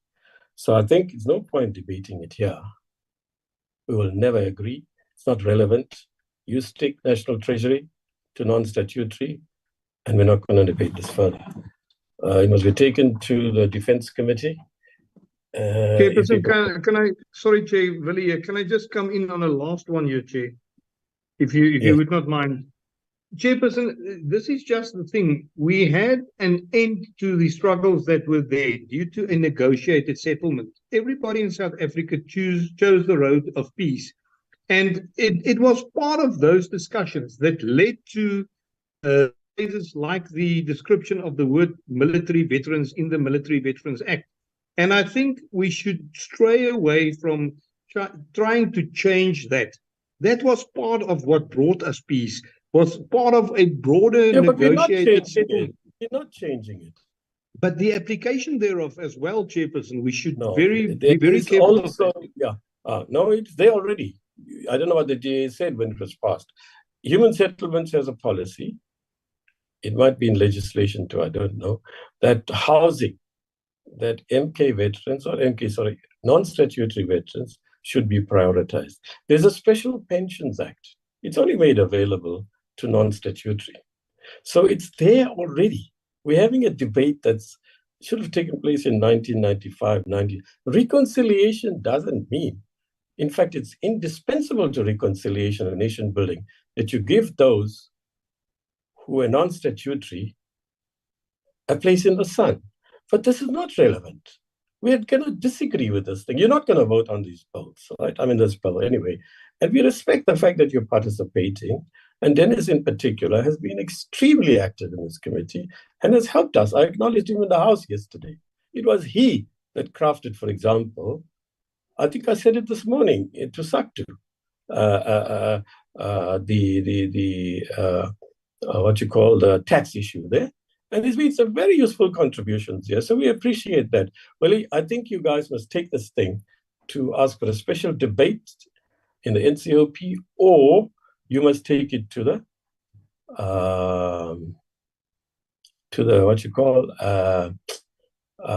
military, what's it called? Department of Defense, and there's a subdivision there. But I don't think we can continue this really. It's not relevant, and it's evoking strong emotions, really. And I think it's enough now. I'm not taking any more issues on this. You can refer me to this NCOP chairperson. It's the first time I'm saying this. We're closing this thing. It's not relevant. Can we move on, please, Impy? Yes, Chairperson, there's just a couple of issues still on the MK veterans submissions. They made the point, it's at the bottom of the page, about clause 18, that it may lead to veterans being excluded, but now with the inclusion in 17, we think it suffices. And then they make a proposal that certain industries be earmarked for empowerment by military veterans, particularly defense and security industries. Now, in our view, having such specific earmarking for one category for specific sectors is not justifiable.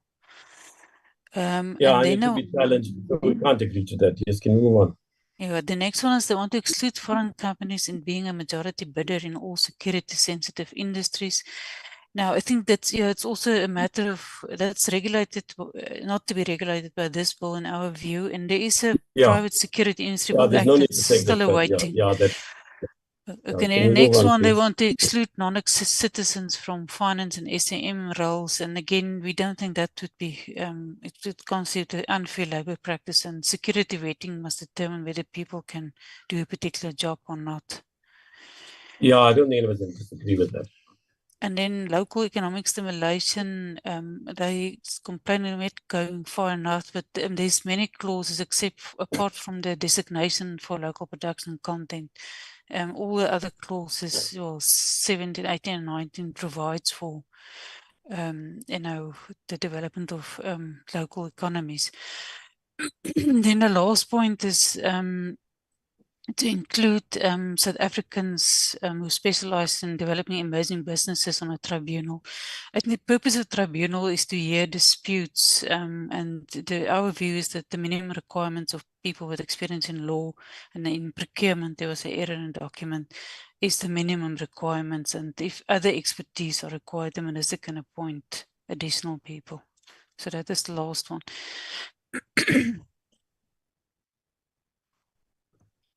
Okay, so basically, are your colleagues here from DTI? Yes, Chair, both from the Treasury and the DTI, the colleagues are here on the platform. Thank you, Chair. Okay, Dennis, I think has to go out. Please come back, Dennis. Okay, so what we've got is a submission, well, several submissions. It's rather like overload. I explained to you, Willie, it's a brief half-an-hour input, right, on what are the statistics. Some say that BEE, allocations to Black people are phenomenal, right? And others say not true. So let's hear what it is from your point of view, and then from our research unit's point of view, and then we'll have a discussion about it. Because, and there's also a letter from the IRR saying that you are misleading this committee.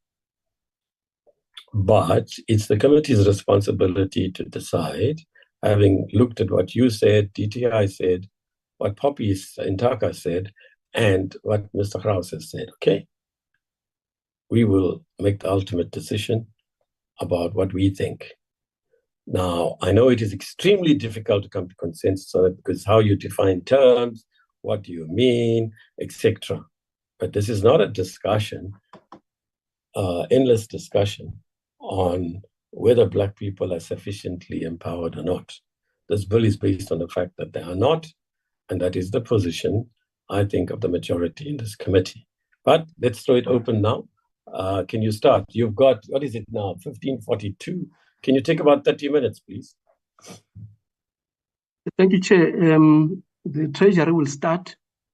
As a colleague of mine, Tumelo Ntlaba, he will fly it and present his, and after he's done, the DTI will sort of come in just to maximize on the 30 minutes time. Thank you, Chair.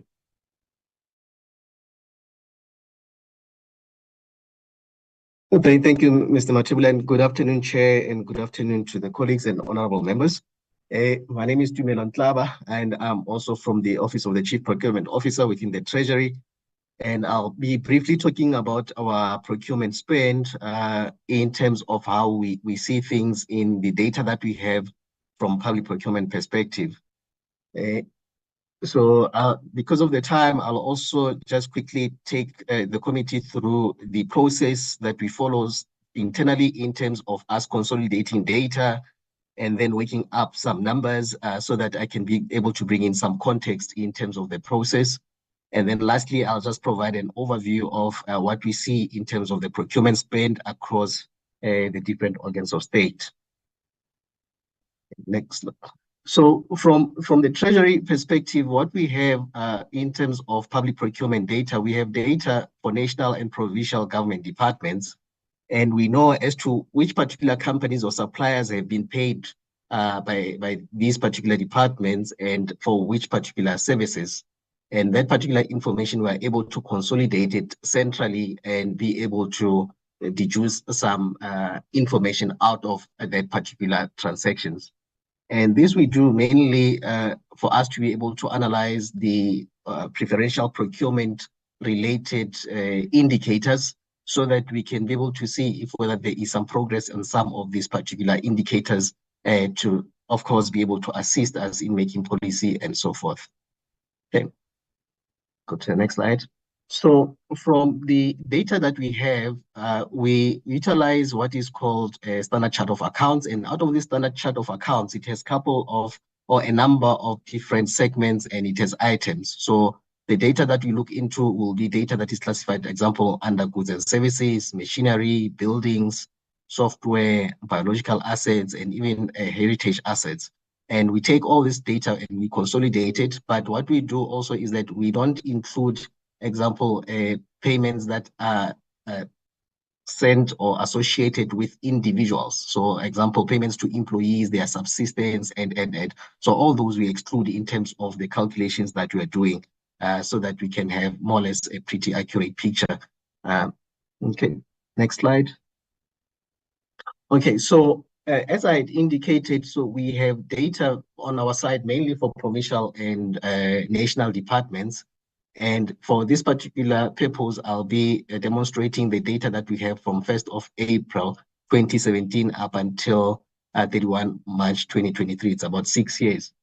And so these particular transactions that we have, it will exclude payments that we do between departments. Usually Department A might do a transfer to Department B and vice versa for some reasons. But again, the scope of the data that we have, most importantly, it excludes public procurement data from public entities and local government.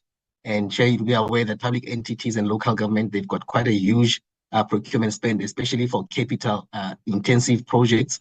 But that particular spend is excluded out of this particular exercise, as we don't have a full picture in terms of transactional data from those particular spheres of government. And we take information that we have from the central supply database. Central supply database, it's where all the suppliers doing business are registered. So in there, we have information relating to their BEE levels. We have information regarding their ownership. So all suppliers are required to tell us who are the owners of these particular businesses. But we depend on what the suppliers tell us. So any supplier can come and say, I've got this particular business, it's owned by Dumelo, and Dumelo is black or Dumelo is white, and it's up to them how do they capture it. But we take that particular information and then we link it back to the payments, and then we are able to provide some insights. I must mention, because of this process of recent, the CIPC has also introduced beneficial ownership, of which we've been talking about also as part of this bill. And that will also help us so that in future, we have a legally binding information that relates to beneficial ownership, because through CIPC, it's legislated and we need to have proper information provided. So from central supply database on ownership, we depend on what suppliers are telling us. So from government's total annual procurement spend, all in all, through all spheres of government, we estimate that the procurement goes that is happening in these particular spheres is about 1 trillion. But the data that we are talking to today, it's only representing about 18% of that 1 trillion that is spent. Mainly, as I indicated, because our full data set that we have, it's only on national and provincial government, and it's excluding local government and public entities. So that is something also to note as we go through this particular process. Okay. And yes, and mainly national and provincial government departments are mainly administrative in nature. we don't necessarily procure infrastructure or capital-heavy type of projects compared to other entities of which will be building roads and putting up power stations and so that's something also to bear in mind in terms of what I'll be sharing in terms of the numbers. Okay, the next slide.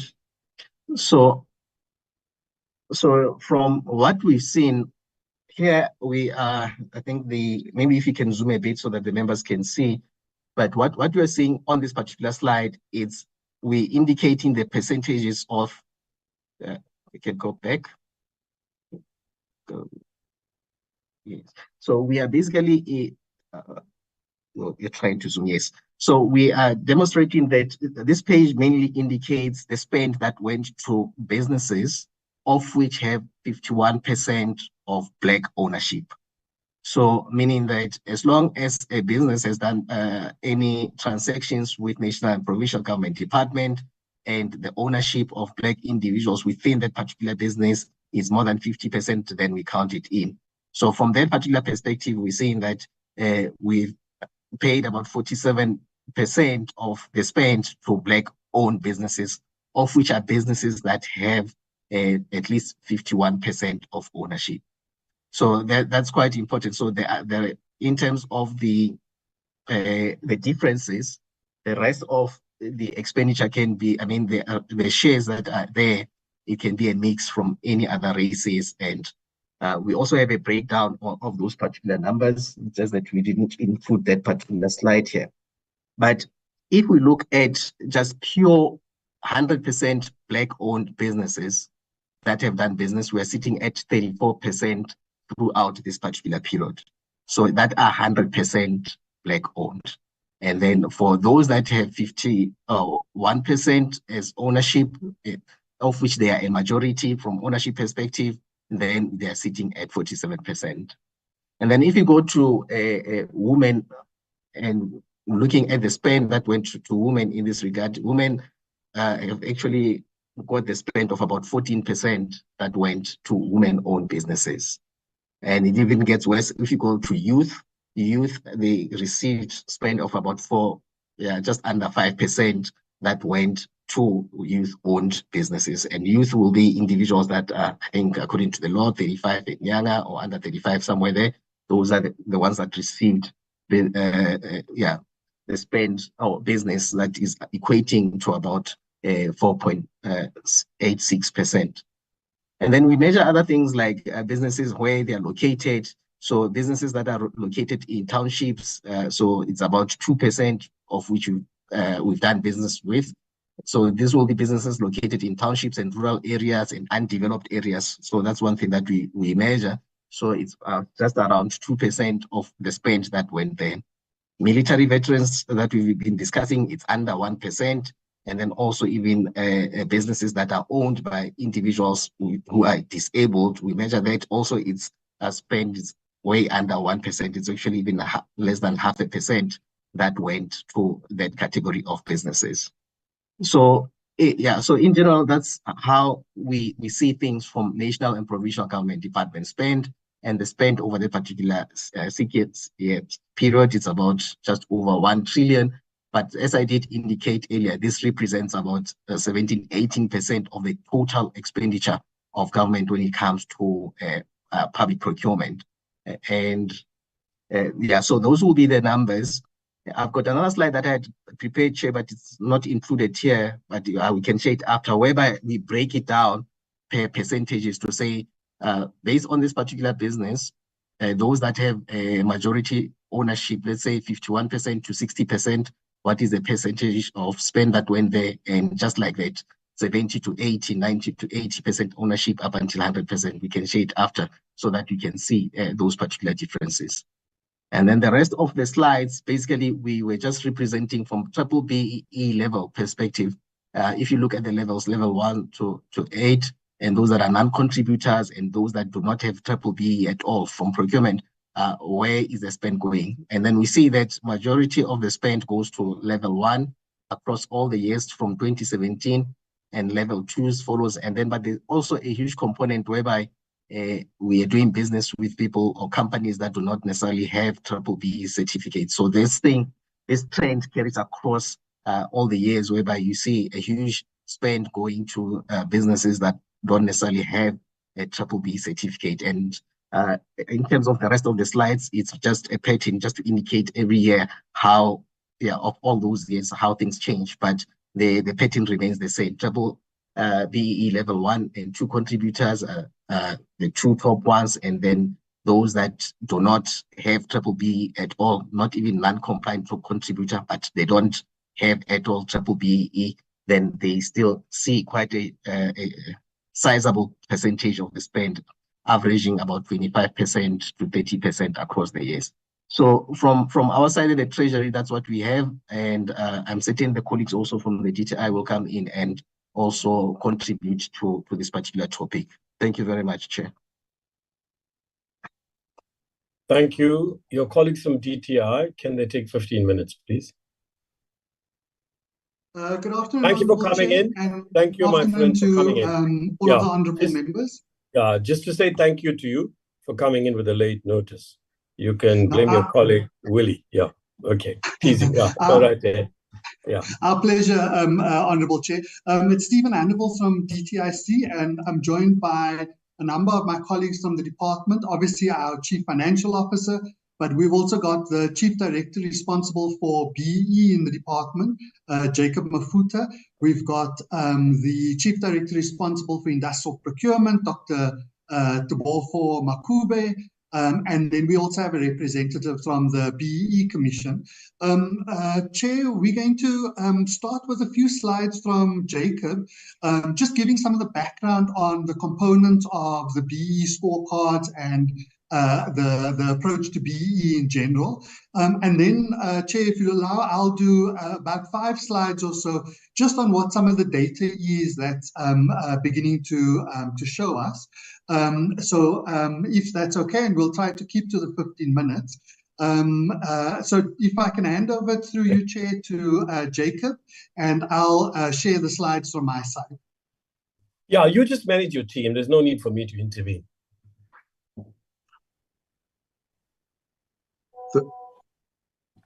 Thank you, Stephen, and good afternoon, Chair and the honourable members, as well as colleagues. As Stephen mentioned, I'll just give the policy overview with regard to the BBBE, and then he will come later and give some of the data and the statistics. So in terms of the history of BEE and the policy context, as you know, the post-1994, there were many BEE deals and BEE initiatives, which at the time were not regulated by any particular policy.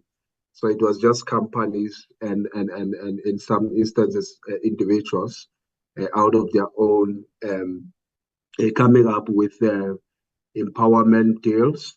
The common thread about them is that they were mostly focused on ownership or transfer of shares, and not necessarily looking at BEE or empowerment as we know it today, whereby it is broader than just empowering using the balance,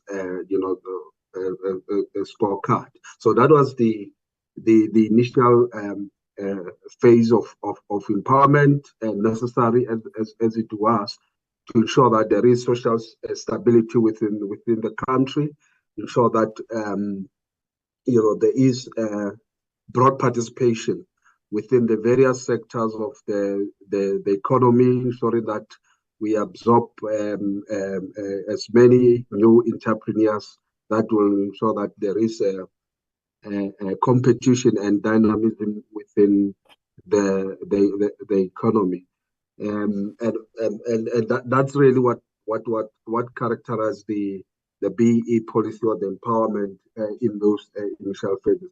If you can move that to the next slide. So in order to ensure that everything, as I said, is regulated, that we have a proper policy, a definition as a country, and a way to standardize how we measure empowerment. Then the BEE policy was developed through initial discussions that happened by the BEE, the then BEE Commission, which was led by the current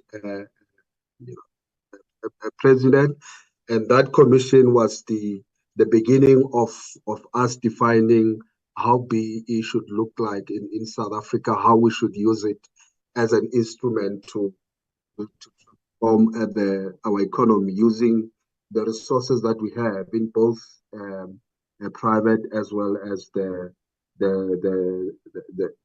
public sector. So the objective is to transform the structure of the economy, ensure that we grow faster.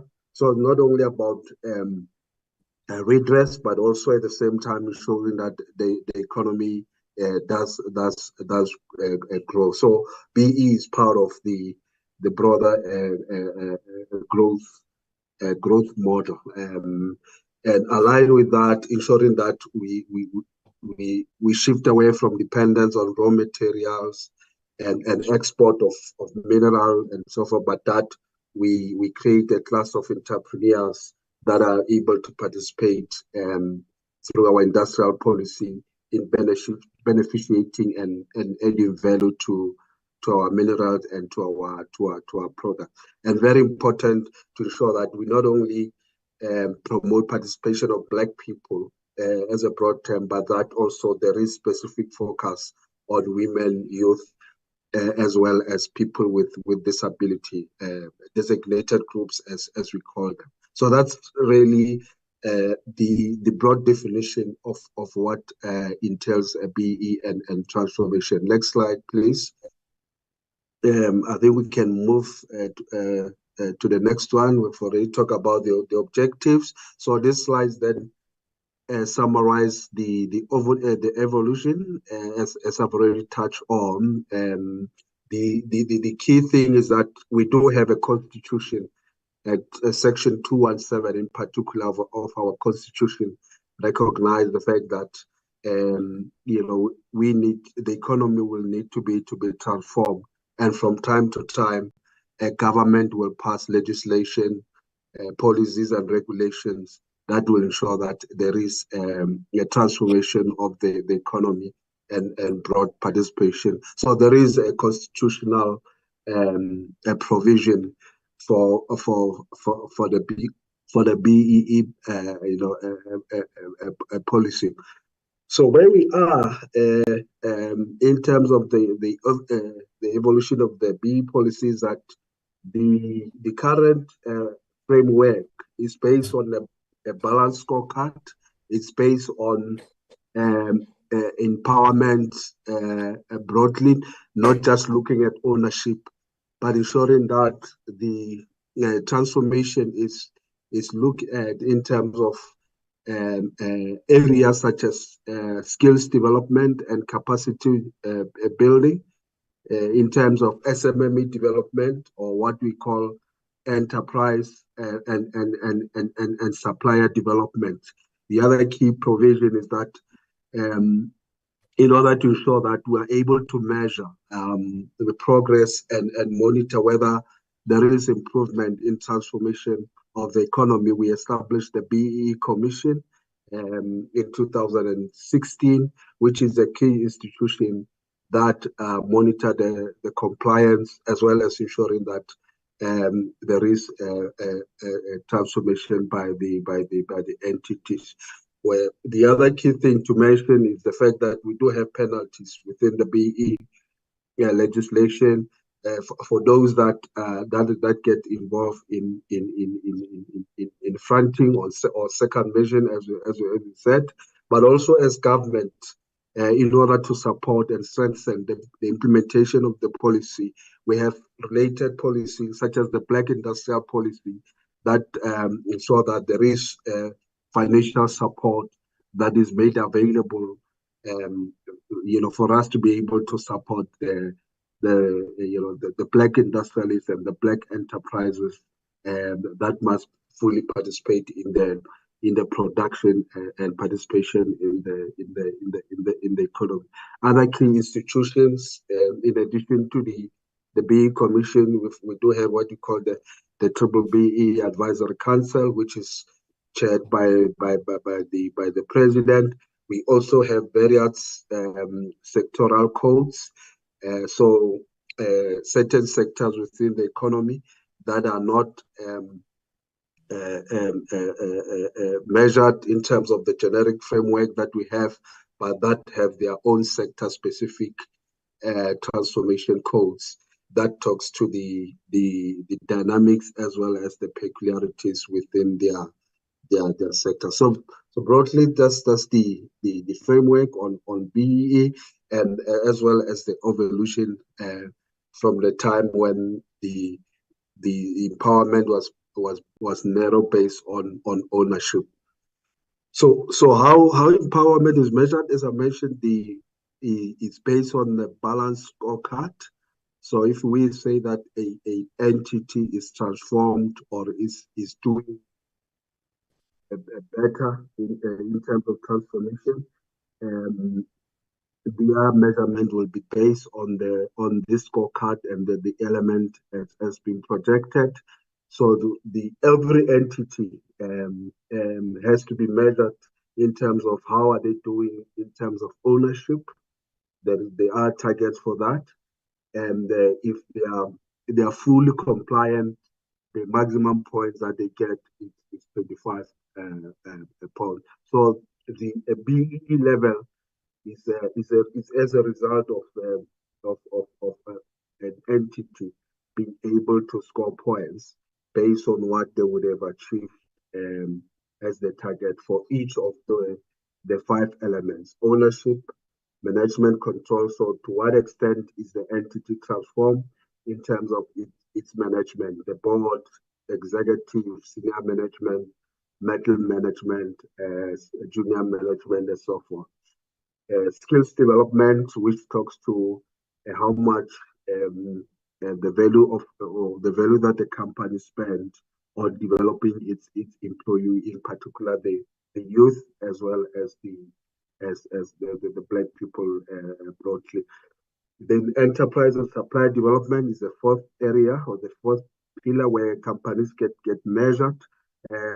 This is really equivalent to what we call SMME development. This is where the main driver of empowerment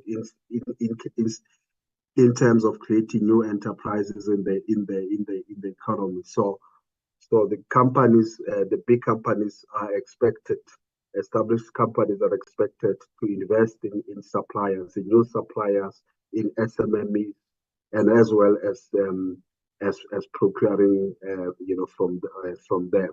And if they're compliant with that, they get allocated the points, and the maximum points under this element is 40. The next one is socio-economic development. This talks to the corporate social investment that companies have to invest in, whether it's community development, infrastructure development, targeting marginalized areas. And the point allocated there is 5 points. Then the last area, or the last pillar, is what we call youth employment initiative, which is also part of the codes. This one talks to the level at which companies employ young people. So as an incentive for employing young people, companies also can be given BEE points and BEE level. So this was to ensure that they are able to also participate in addressing the higher youth unemployment in the economy. So the balanced scorecard, as we summarize, is not only focusing on ownership and individual participation, but it is broad enough to ensure that empowerment within the economy can be realized through various areas. So skills development, as I said, SMME development, as well as socio-economic development. The next slide.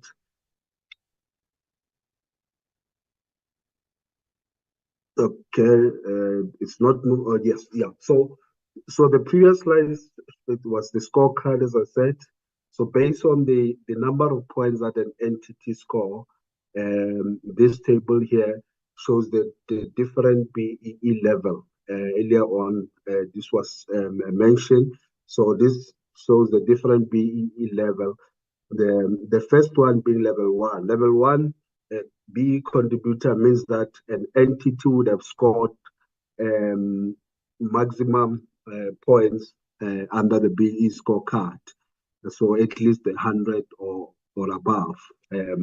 Level 2 means between 85 and 100, and so forth. So non-compliant means that the entity would have scored less than 40 points on the scorecard. It means that entity, in terms of transformation, they are not doing well, and that they are non-compliant. So the BE level just shows the different BE level and what it means when an entity has scored a certain number of points under the BE scorecard. This is very important because, as we know, in terms of the procurement and the procurement policy, the measurement of BEE scoring is based on the BEE level. So the higher your level, if, for example, at a level 1, you will be given more points when procurement or tender processes are being considered. The lower your level means that you get less points. So what it means is that preference should always be given to those companies that score more on the BEE scorecard or this BEE recognition level, because it means that in totality those companies are doing well in terms of empowerment, not only from an ownership point of view, but in implementing all other pillars of the scorecard, whether it's supply development, skills development, as well as socio-economic development. Let me hand over back to you, Stephen. Thanks. Thanks, Jacob. Honourable members, the next part of the presentation just tries to pull out a few slides on impact. And let me say up front that the data that we're going to present is from an independent impact assessment company, Blueprint Consulting. So it's not DTI's views. These are the views of an independent, credible organization. And I think it's fair to also say at the outset that the impact measures and the indicators are not very clear. I think it's quite hard to take a final view on the extent to which BEE has been as successful as we would have liked. You can see on this slide that there are many challenges that we are told continue to hold back Black entrepreneurs and Black-owned enterprises, and they vary across a whole range of issues that I think we've seen many times before. So the sources that we've drawn on include the work done by the BEE Commission, the Sanlam Transformation Gauge, and then Blueprint Consulting have tried to put this together in a set of slides that they believe is quite credible. Honourable Chair, I won't go through all the slides. There are many on the presentation, but I'll just pull out a few. Can you do it? Because you see, we're going to finish at 5. It's a Friday, and I'm a bit worried about time. So 10 minutes at maximum. Thank you. Absolutely. No, absolutely, Chair. We can work with that. So, Chair, here's a picture over 13 years, drawing on audited data from the DTIC and its various entities like the IDC, the Industrial Development Corporation, as well as the NEF, the National Empowerment Fund. And at a very high level, you can see here that in terms of the impact on GDP, what government put in to BEE interventions was around about 99.8 billion rand over the 13 years. And what we estimate the total GDP impact to have been was around about 350.1 billion. So we believe that given the resources that were put into BEE, we think that there's been a fairly significant response from the market in terms of the impact on GDP. If you then look at the impact on jobs, again, the amount put in terms of actual audited financials was about call it around 100 billion over the 13 years. And the analysis that has been put together by Blueprint and drawing on the other sources is that somewhere in the order of about 1 million jobs have been supported over the 13 years. Now, of course, that doesn't mean 1 million jobs this year. It is a cumulative number over the 13 years. And again, we think that's quite a significant impact. Then moving to the charters and codes, honourable members will know that there are 10 sectors that have developed these sector-specific codes, and they've been gazetted in terms of the BEE Act.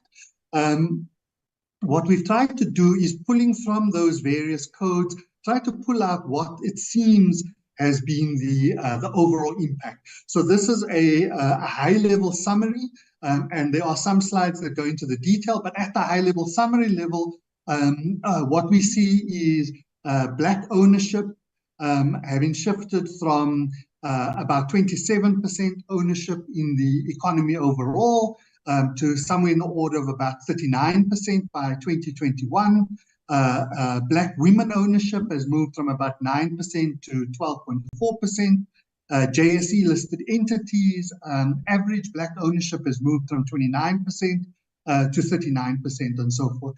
Chair and members, again, it's important to point out here that there isn't a single agreed view on what's happened in terms of BEE trends in the South African economy. There are multiple views. Again, we're showing one particular view here. I'm sure if we looked at the Sanlam transformation gauge, it would give a slightly different view. I won't go through this slide in the interest of time, Chair. I'll maybe go to this one. This is an impact assessment of large entities.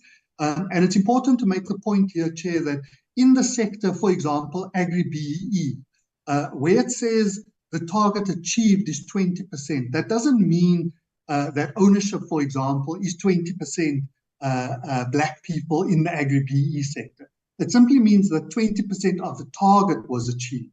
So it's quite careful, again, that we interpret the evolution and the impact of what's been done on BEE quite carefully. Nonetheless, we do think that there have been some positive developments in a whole range of areas. Chair, again, I won't go through these in the interest of time. I'll perhaps take you to this part.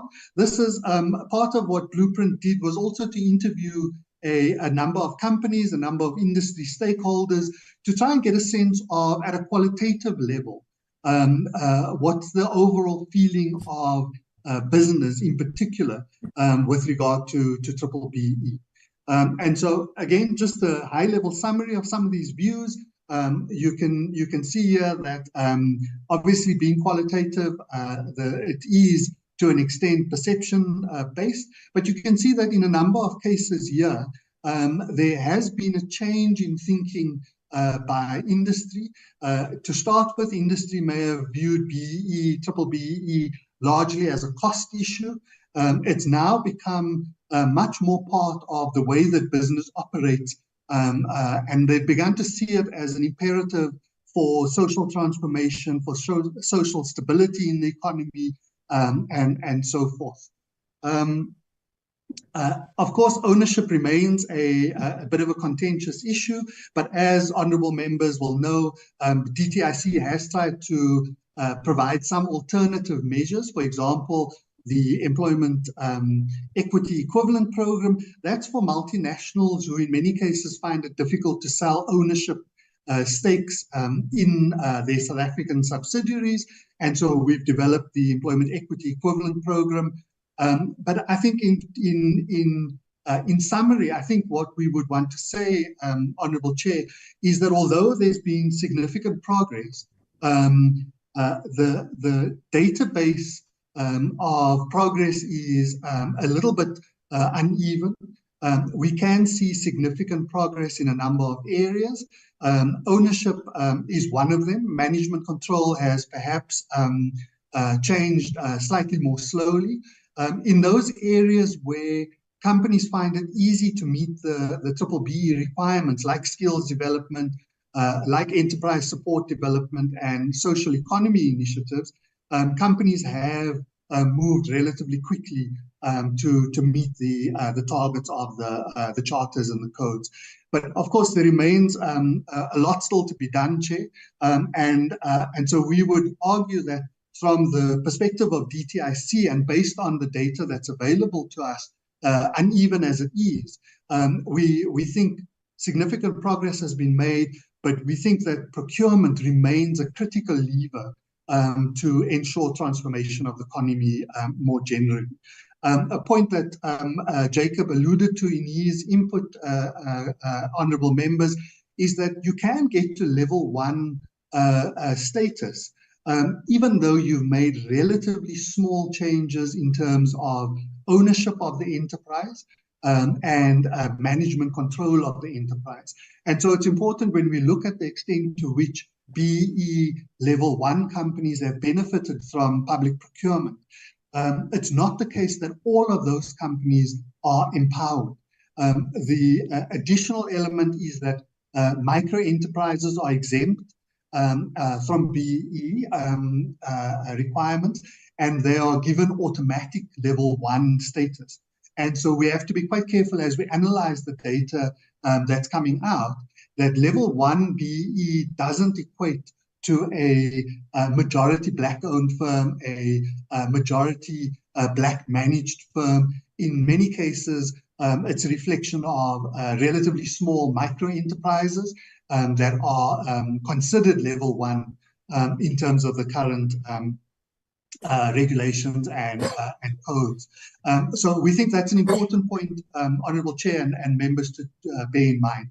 Honourable Chair, I'll stop there. The detailed slides are there if there are any questions, but thank you very much again for inviting DTIC to be part of the discussion. Thank you very much for being here. You went through it very well. I mean, you covered a lot of ground. It's quite comprehensive, but your summaries are excellent, really, I think. And we've got the documentation. So we thank you for coming. And now back to Willie and his team. I don't know if you in the DTIC saw this, but the Institute of Race Relations wrote to us to say, basically, that the figures are false that they are getting. And in Kululeko, are you sending all these documents to the stakeholders? Am I right? That's correct, Chairperson. So the IRR, sorry, can I just change something here quickly?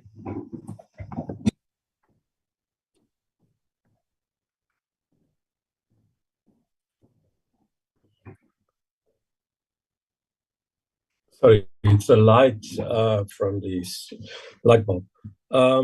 So the IRR would have got this, right? And Willie, are you going to respond to the letter? The letter was sent to you when we got it last Friday. Basically saying you're misleading. And firstly, I should say that his letter, he's very apologetic in a way about writing to us, right? And he doesn't have to apologize. It's his right to come back. He talks about, let's see, we don't wish to speak out of turn. I feel it's our duty to draw attention to critical error and so on. Firstly, he doesn't have to apologize.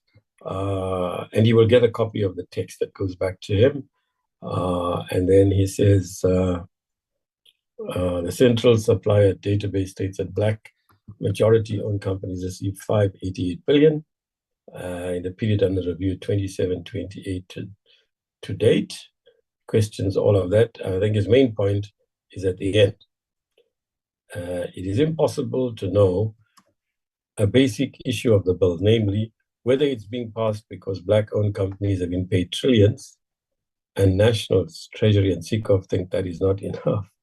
whether Black-owned companies have been paid much, much less, and National Treasury's data is misleading. That's his basic point, right? So Willie, over to you. Please reply to him. Yeah, no, thank you very much, Chair. Chair, if I can just ask Nkulewo just to put back the DTI presentation. There's just one particular slide that that I'm interested in, so in my response. Thank you.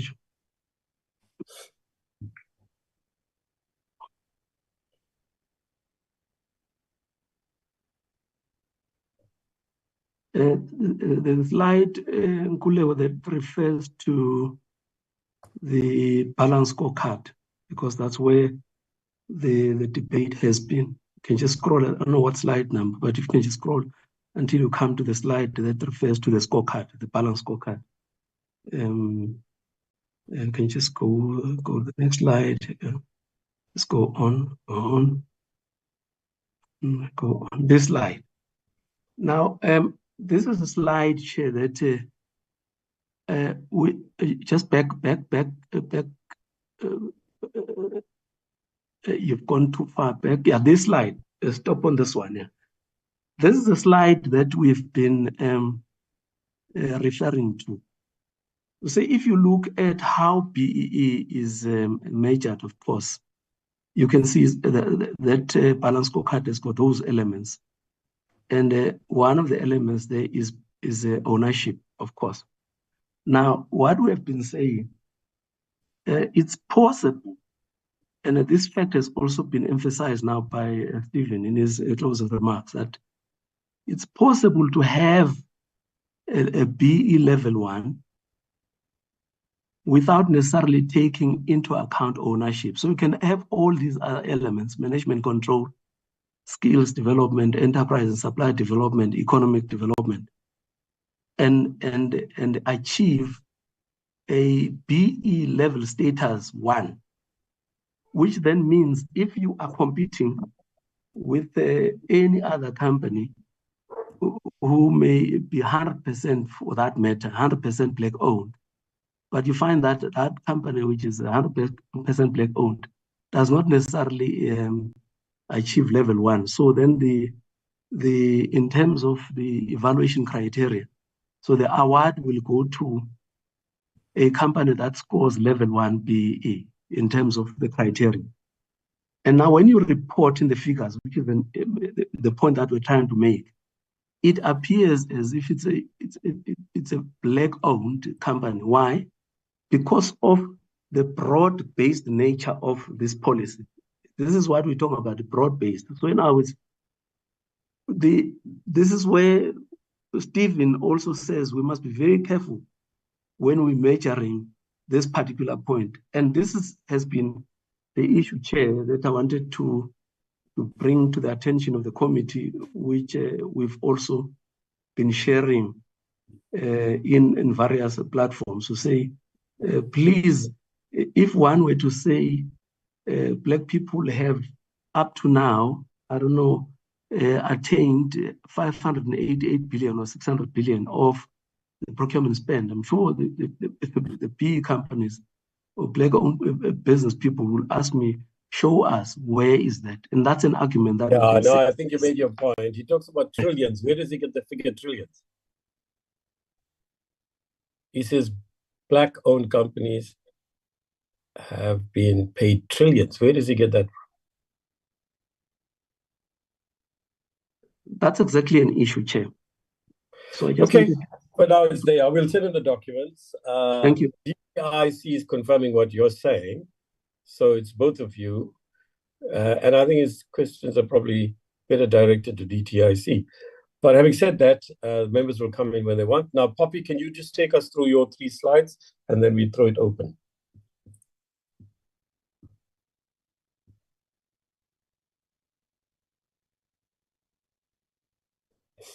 Poppy, are you here?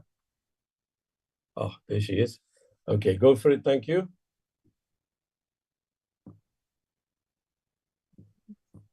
Good morning, members, chairperson, and colleagues.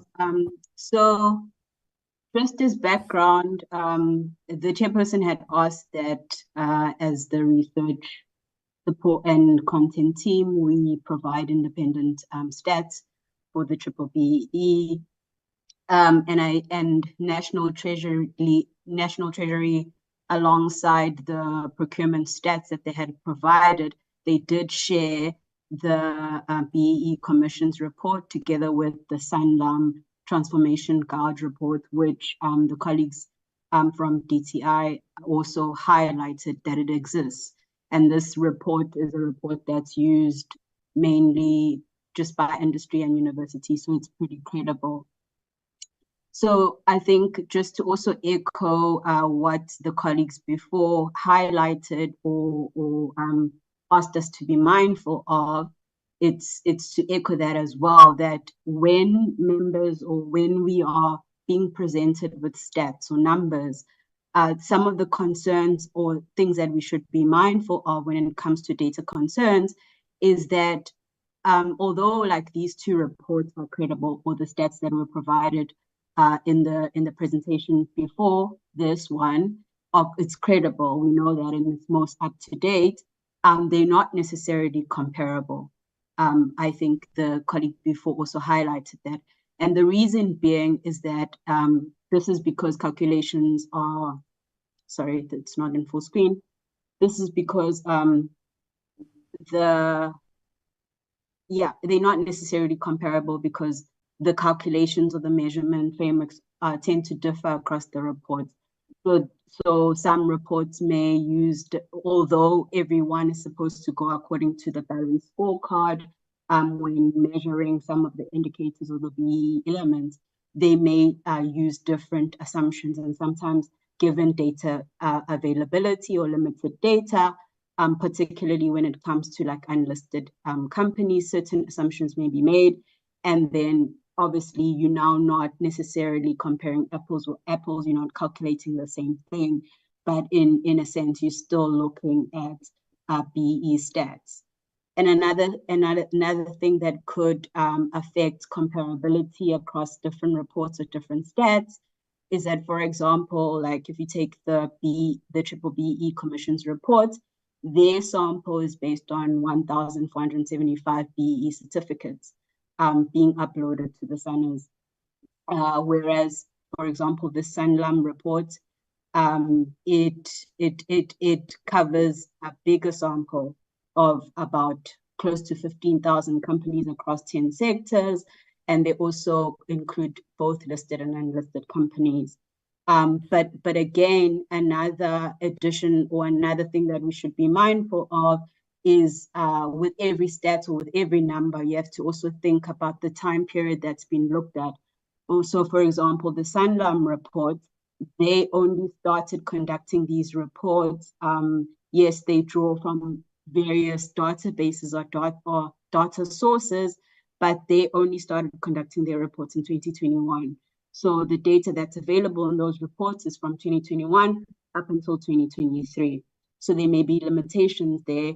Whereas, for the example, the BEE Commission's report, they've got data from 2017 up until 2022. And I think in 2017, they also had a report that looks at sectoral trends. But beyond that, they didn't show, they didn't have any other reports. So you almost can't compare the sectors because now you don't have longitudinal data on that. So I won't go into these stats because I think they've been covered already by our previous speaker, and they mentioned that it's just one view. So I think in everything that we do when we're looking at these numbers, we need to remember what's the source, what's the time period, so to know, to trust, which, not to trust really, but to see if we can compare these stats. So you'd rather, if you take the report or the stats from the BEE Commission report, it's more advisable to then look at each report over different years, as opposed to taking this report and comparing it to the Sanlam report, because they're not comparable. So So maybe if I can look at another viewpoint, maybe if we look at the Sanlam report, for example, just looking at 2023 figures, they saying that in terms of Black ownership, that it was 81% of the target was met in 2023, while 69%, 58, 85%, and 76% of the targets were met for management control, skills development, and enterprise respectively. And the socioeconomic development element was met for all the years. And this is also true in terms of the socioeconomic development element for all the years when you also take into consideration the listed and unlisted companies. I won't go into these stats, they've been covered. But the main point was just trying to highlight what we need to be careful about when we look at numbers, any numbers really. So it's not to say some numbers are more credible than others. It's you have to take into consideration the time period and the other concerns that are. That is all. Thank you. Thanks, Poppy. That was very helpful. Okay, over to members. We've got just slightly less than half an hour. Whose hands up? Nobody. No hands, Chairperson. Yeah, but people wanted this submission. Well, all right, let me go going. And they've got it now in greater detail than I think they imagined. But, okay, so here, I just want to ask a few questions. Firstly, what? Okay. Yeah, sorry. Tikeledi, please. Yes, please, of course. Okay, thank you very much, Chairperson. I think I don't have much to say on the statistics, the breakdown as presented. I just want to appreciate the level and the length at which, the depth at which they went into giving us information, and also information that we did have from our researcher, which the source is independent, but also from DTI. I just want to appreciate that is undisputable. And National Treasury, we appreciate your responses, because they are taking us somewhere, unlike the way things were going. We were stuck and like debating ideologies, and we'll never reach each other. And this presentation, it's really giving us some light and a direction in the way that we want to go and stick to our mandate. Thanks, Chair.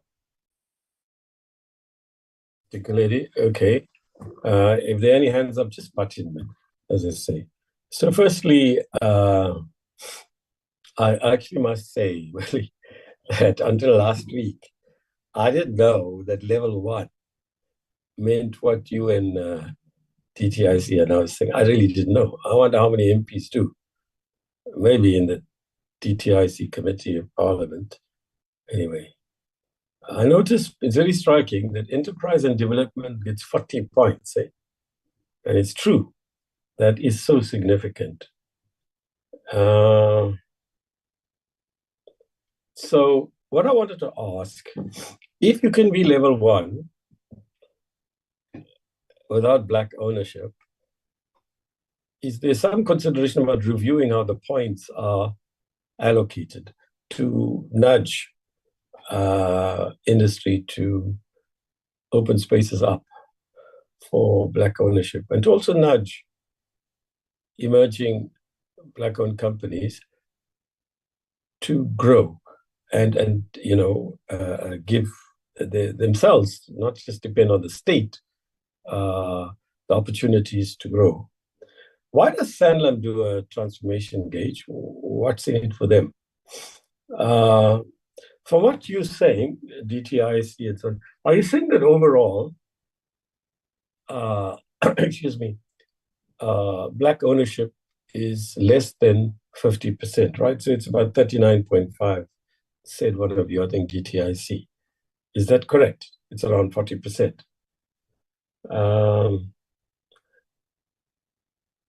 So, I mean, if that is the case, it means that you keep saying you have success. I know it's very difficult to transform the economy. And there are formidable obstacles. You talk about significant and recalcitrant, very big word, eh? Barriers. There must be a simpler word for that. I think it means what? Like recalcitrant, what does recalcitrant mean? I think it means like almost impossible to get people to change things. I don't know, maybe you can give us a simpler word there, please, so we all understand what we're talking about. Yes. You see, ultimately, colleagues in the committee, my view is that we can quibble, as political it is, we can have philosophical discussions and all that, and we can quibble about the statistics. But what is clear is there hasn't been adequate transformation. And the reason for that is not just established industry's failure to be more conciliatory, although now the recent attitude, it seems, from DTIC's report is much more positive. They're all recognizing the need for ownership, but also other aspects. It's because of the failure of the ANC and the government. Our failures. And then the final question that I have, obviously, is, you know, we can talk about Black ownership, but also, I mean, who are the Black people that are being given the opportunity to grow? Usually it's people connected to the majority party, and it's the same people, from what we can gather, keep getting opportunities. So they grow phenomenally while they leave behind large chunks of Black people. So what is being done to ensure that we avoid this repetitive empowerment of the same elites? Before we get responses from both departments, is there anybody else? No. Okay, go ahead, please. Treasury and DTIC. Will you maybe coordinate the two teams, please? Thank you, Chair. May I ask the DTIC to respond first to your question? Okay, fine. Whatever you choose, yes. Go ahead. Yes. Who's going to respond? DTIC? Stephen and Jacob, yeah. Okay, thank you. Thanks, Chair. So I'll try to respond, Chair. But some of the questions that you've raised are subject to discussion with our minister at the moment. We are undergoing a policy review, so it would be quite difficult for me to answer conclusively on the ownership issue in terms of changing the points. Or reallocating, I should rather say, the points from, for example, ESD to Black ownership. Chair, the one thing I would say is that the big difference between BEE in, let's say, the first two administrations of government and BEE in the last and the current administration of government is that it's broad-based now. And so the idea behind providing points for skills development, for ESD, for a whole range of other factors was precisely to try and move away from the same small number of BEE beneficiaries continuously benefiting from tenders. And we think that even if you were to hold the number of Black beneficiaries constant, the fact of the matter is the way the points are designed is that you will see funds going into skills development, into supply development, which then benefit a much broader cohort, if you like, of individuals. So we think that's really one of the positive elements of it. It may be that we need more points for Black ownership, and that's of course something that we can take back to our minister and indicate to him. Chair, in terms of your question about the Sanlam transformation gauge, we're not really sure why they've done it. I think it is fair to say, just from a general research perspective, they have attempted to create quite a big sample of information. But Chair, many of these reports suffer from the same challenge, which is that they depend on self-reporting. So, for example, a company will go to a verification agency and say, well, this is our black ownership, this is how much money we've spent. And the verification agencies themselves will look at that information. They'll apply some tests to it. But I think it's fair to say that not all verification agencies will look into the information in as much depth as we would potentially like. And so sometimes it's a little bit uneven. So a company can get a BEE certificate at level 1, and we would need to independently look at whether that company is genuinely at level 1 or not, whether the verification process has been as rigorous as we would like. Chair, in terms of your comment about the 40% black ownership, again, our sense overall is that it's somewhere in the range of between 30 and 40%, but we simply don't have reliable enough data across both the public and private sector to be able to say unambiguously that this is what we believe black ownership is in the economy overall. So I think, Chair, those would be our immediate responses. Maybe just again to say that the broad-based nature of the current BEE codes means that even if it is the same black beneficiaries benefiting from tenders, and we can't take a view on whether that is the case or not. We would need to do some empirical research around it. It is true that there's that perception in the market, but again, because the codes allow for funding to a whole range of other things like skills development, supply development, enterprise development, we would again argue that the benefits of public procurement are being spread much more broadly than simply one or two well-known black entrepreneurs who are benefiting. We think that's a narrative that we do need to interrogate a little bit further, Chair. Chair, I think that's all from my side. I don't know if my colleague Jacob would like to add, perhaps, but I'm hoping we've answered all of your main questions, Chair. Jacob? I'm covered. Thanks. Willie and your team? Yeah, thank you, Chair. Just one from me, and then Tumelo can also come in. Now, from a procurement perspective, because we're relying on the BE certificate. So if a certificate comes in as a level 1, and then we don't have a measure to check whether that level 1 actually has ownership as part of the verification. So we award up until a point, before the Concord judgment, we're using these certificates to award tenders, but we could not detect through a certificate whether there is ownership. If it comes out as level 1, and that's it. So that's that I want to raise. If it comes out at level 2, that's it. Yeah. So, but I don't know. Thanks, Chair. That's what I wanted to share. I don't know if Tumelo also it draws the stats as well. Tumelo, if you want to come in, if you want to add anything, you can do so.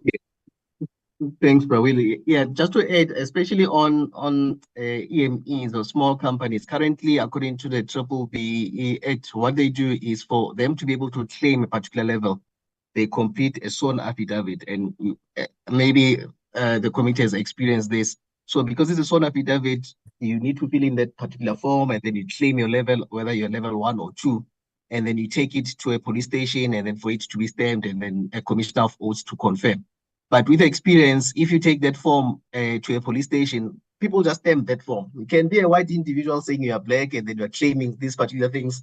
There's nothing we can do. Perhaps one of the other things that we need to review as part of simplifying the process is how do we ensure that people that are claiming a particular level, they're actually authentic and it's actually true level that they qualify for. So that's one other thing, David, that we need to consider as part of this particular process to tighten the controls in the particular space.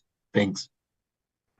Yeah, there's a litany of examples in the media as well of people not even knowing they're on certain boards. The domestic help, stunned to see that she's on some board of her boss, right? And so on. So yeah, you should be tightening these things. I'm sure you're seeking to do it, but you haven't succeeded. But overall, look, we must thank you, DTIC, for coming in, and also Treasury. Tumelo has been brought in on this specific issue. Thank you, Tumelo.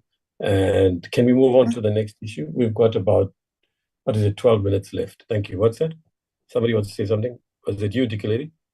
Yeah, I'm sorry. I thought I would come speak before you close the item. No, I didn't realize your hand was up. Yeah. I said button here. So go ahead, please. As they were presenting, Chairperson, I always say experience is the best teacher. And you know, when I was working, given responsibility at some stage where we had to work with the companies, you know what we found out? Some of the domestic workers, like myself being owning a company, I will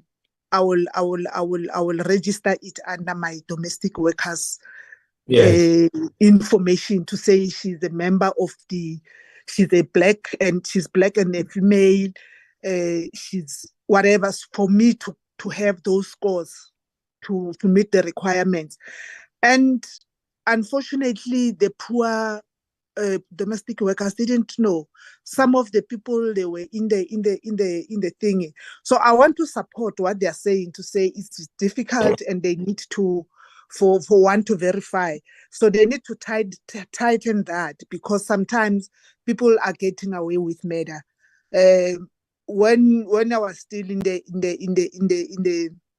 union movement, together with the Bokumret Figile, you know, we were in the process of appointing a printing machine companies.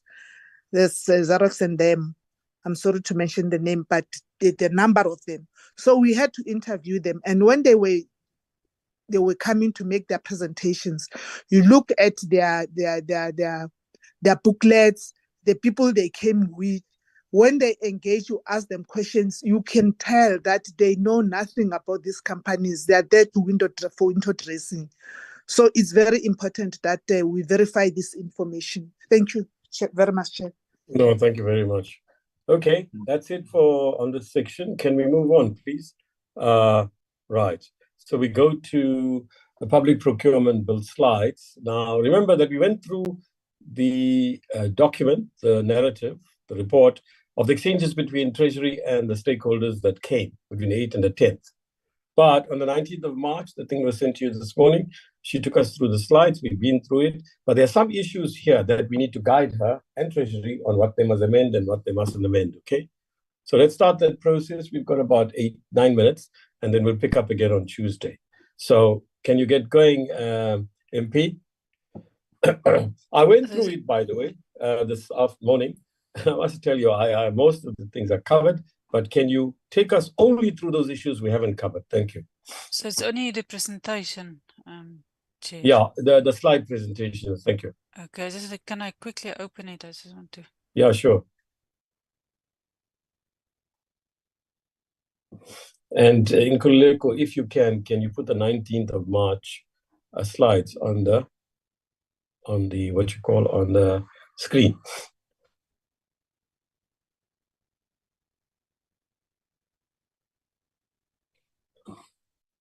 Okay, if you can put it on the screen in the meanwhile, we can get going. Yeah, can you go to slide 2? Or is it slide 3? Yeah, slide 3. Yeah, now here, MP, you'll be joining us, and as soon as you're ready, just start speaking. I'm fine, sorry, I thought I should share, but it's fine.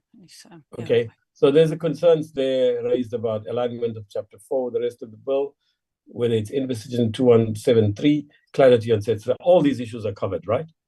Yes. So can we go to it? Now, you're better able to know your document. Can you tell us where we haven't yet covered an issue? Sorry, if you can just continue through the slides, then I can. Okay, right. Slide 4. This was also dealt with through also the advice from Jenkins. Next slide. Next one. How tight or loose? It's our decision as Parliament. That's always the case, right? And then below that, you're talking about, yes, it enables it, and we're having it enabled. We don't have to do it, but we're doing it. It's long overdue. Next one is 6, right?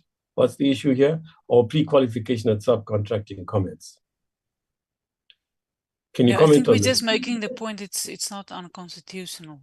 Yes, and we've covered that. You explained the sequence and all that, right? So the next one, we're on slide 7. I think, one is set too aside fast now. I think we must go back to slide 7. Yeah, it's slide 7. Set aside. Set asides are not unconstitutional. They're already, aren't they? We had it in the 27 regulations, but then it was found that the minister doesn't have power. That's right. But the court said it would be proper for Parliament to do that. It's not. So what was the court's issue there? I've forgotten. I read this, but I've forgotten. What were they objecting? We issued regulations that set aside and subcontract, and the court said, I'm just going to summarize that the minister doesn't have authority to make such regulations, because the triple PFA is very limited in terms of it has the point systems and the formula the minister must prescribe, and the regulation making power then only say anything that's necessary or expedient, and we relied on that provision to make the regulations, and the court said no, it doesn't allow you to do that. So now, how are you avoiding that happening? By being very specific in chapter 4 as all the matters that the minister... Okay, so the minister can't have the power. It's actually the bill, the law that must set it out is the point. Yeah, not rely on a general provision like necessary. Good, okay, we get it, right. Any comments here from anybody? Just butt in, please. No. Right, shall we go to the next one? From me, Chair, it's Frank Jenkins. I just agree. I just want to say I'm still here, and I agree with that, Chair. Okay, thanks. Yeah, help us. Because we don't want to be repetitive, and we just want to check that nobody's left out, okay? Because some of those people didn't appear before the National Treasury from the 8th to the 10th is not fair. Although we did go through this originally, but we did it very swiftly. Now we're looking at those things that we haven't covered this morning and the last 2 sittings. Right, next thing, please. We also dealt with this already, Chair. Yeah, which is this? Yeah, we covered this, right? 9. This is about clause 20, which is the local production content. I think we just I'm going to check what was the concern.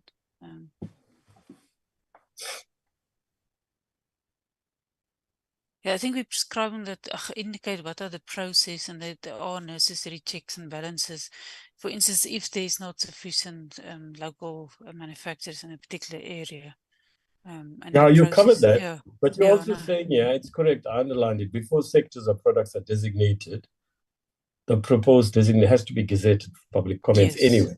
So nothing's going to be done by stealth, and you're doing it openly and transparently. Okay, the next one, we're at number 10. This is the circumscription of the thing, to be omitted. The next one is 11.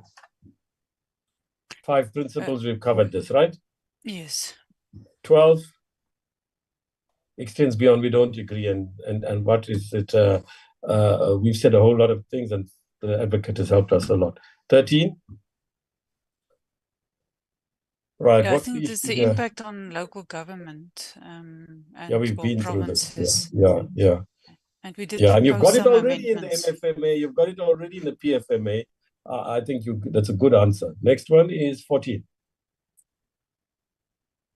I think it's just continuing on that. The same thing, And you say that clause 8 of the bill provides for a procuring institution, a municipality, to implement a procurement system, right? That's your reply. And now we're going to propose, develop, and implement. That's right. And then secondly, a municipal authority in the regard is not impacted.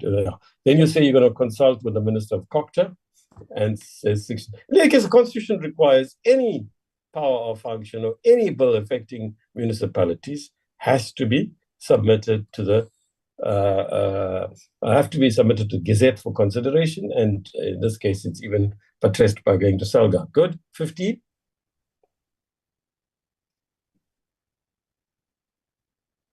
You know, I want to say, when I read the bill, I don't think we can deal with it now. We're almost time's up, right? But when I asked you, but these instructions from the PPO, they're not binding. You said yes, but in the bill it says they are binding instructions from the PPO. No, I don't know if I misspoke. No, they're definitely binding, but the scope is much more limiting than what you would currently. Okay. When we come to that provision in the bill, we will read it and see what it's got. Because ultimately, the test is what you have in text, right? You will agree. Yeah. But Yes. here, they're saying instructions applicable be replaced at a circular that a municipality may adopt or not. So here you're saying to address concerns about the application of certain measures of local government, following amendments are proposed. So you're conceding, right? Then you talk about the enforcement function for provision regarding municipal institutions be omitted. You're taking that out. Then there's a third provision here that you organize. Good. That's a very good reply. Okay. The next one then is 16. We've dealt with the independence of the PPO. Yeah, we're not covering that, right? Colleagues, it's 16:59. Can't you give us 10 more minutes and we finished, right? Instead of starting again on Tuesday. Please stay 10 more minutes. I promise it's going to finish in 10 minutes at this rate. I'm not going to rush it though. So at 15:15, if we haven't finished, how about 15 minutes? We carry on Tuesday. But we want to give Willie and MP, the drafter in particular, the weekend to start preparing the amendments. So they're not discussing abstractly. The policy issues are finished now. We want to look at clause by clause from Tuesday onwards, and they're meeting on Thursday and Friday. Go ahead, please. Next, the next one. That's I think 17. we also dealt with this about clarity about the different functions of the Yeah, I don't think we need to cover that. Yeah. Right.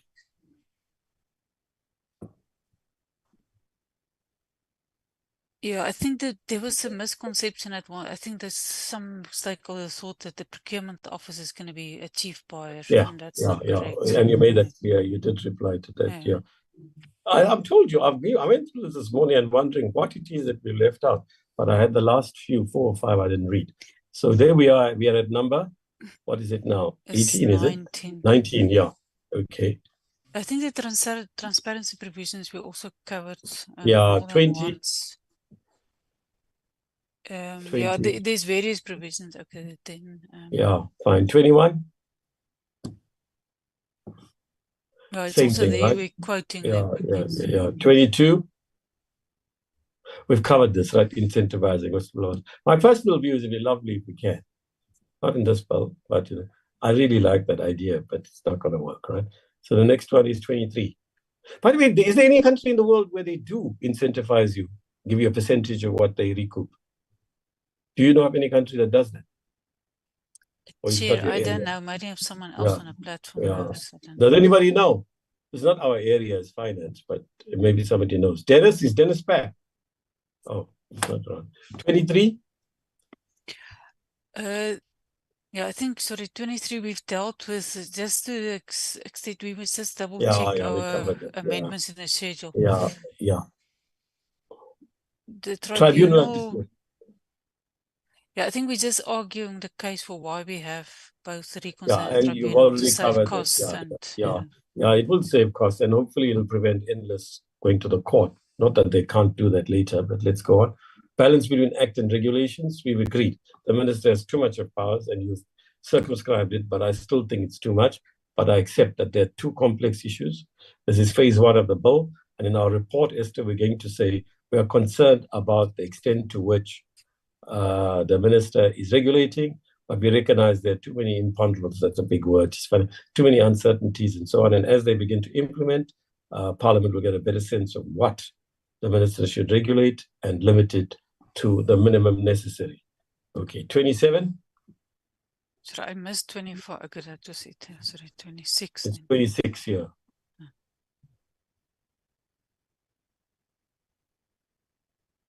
So I think we're doing these things anyway.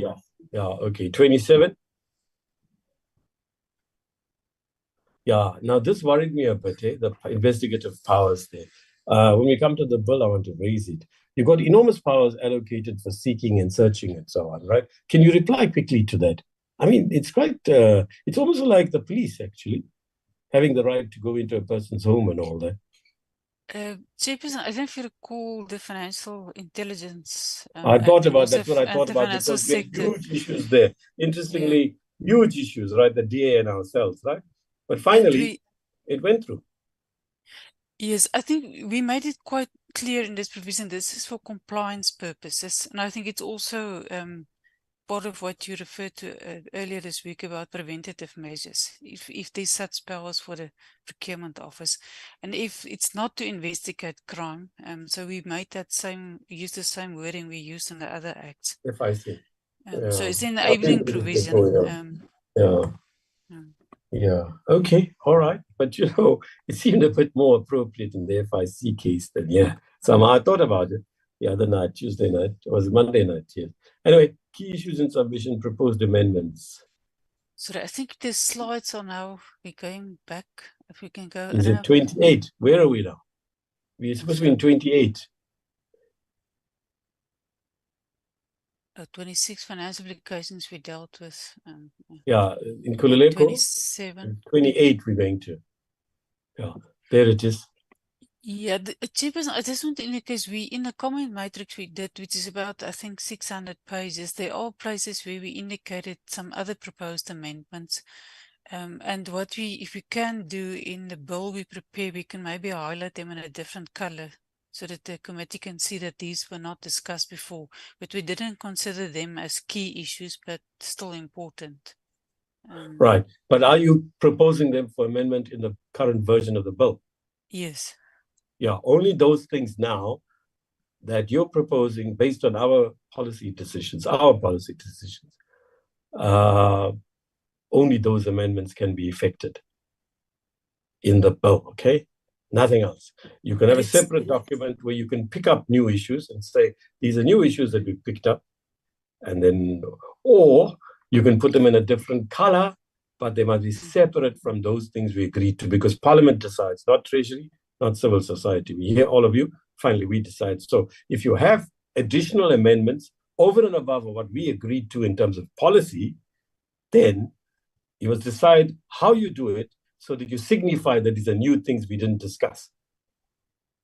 Okay, I think based on if we put it in a different color and okay, you can do that. It's in the same document.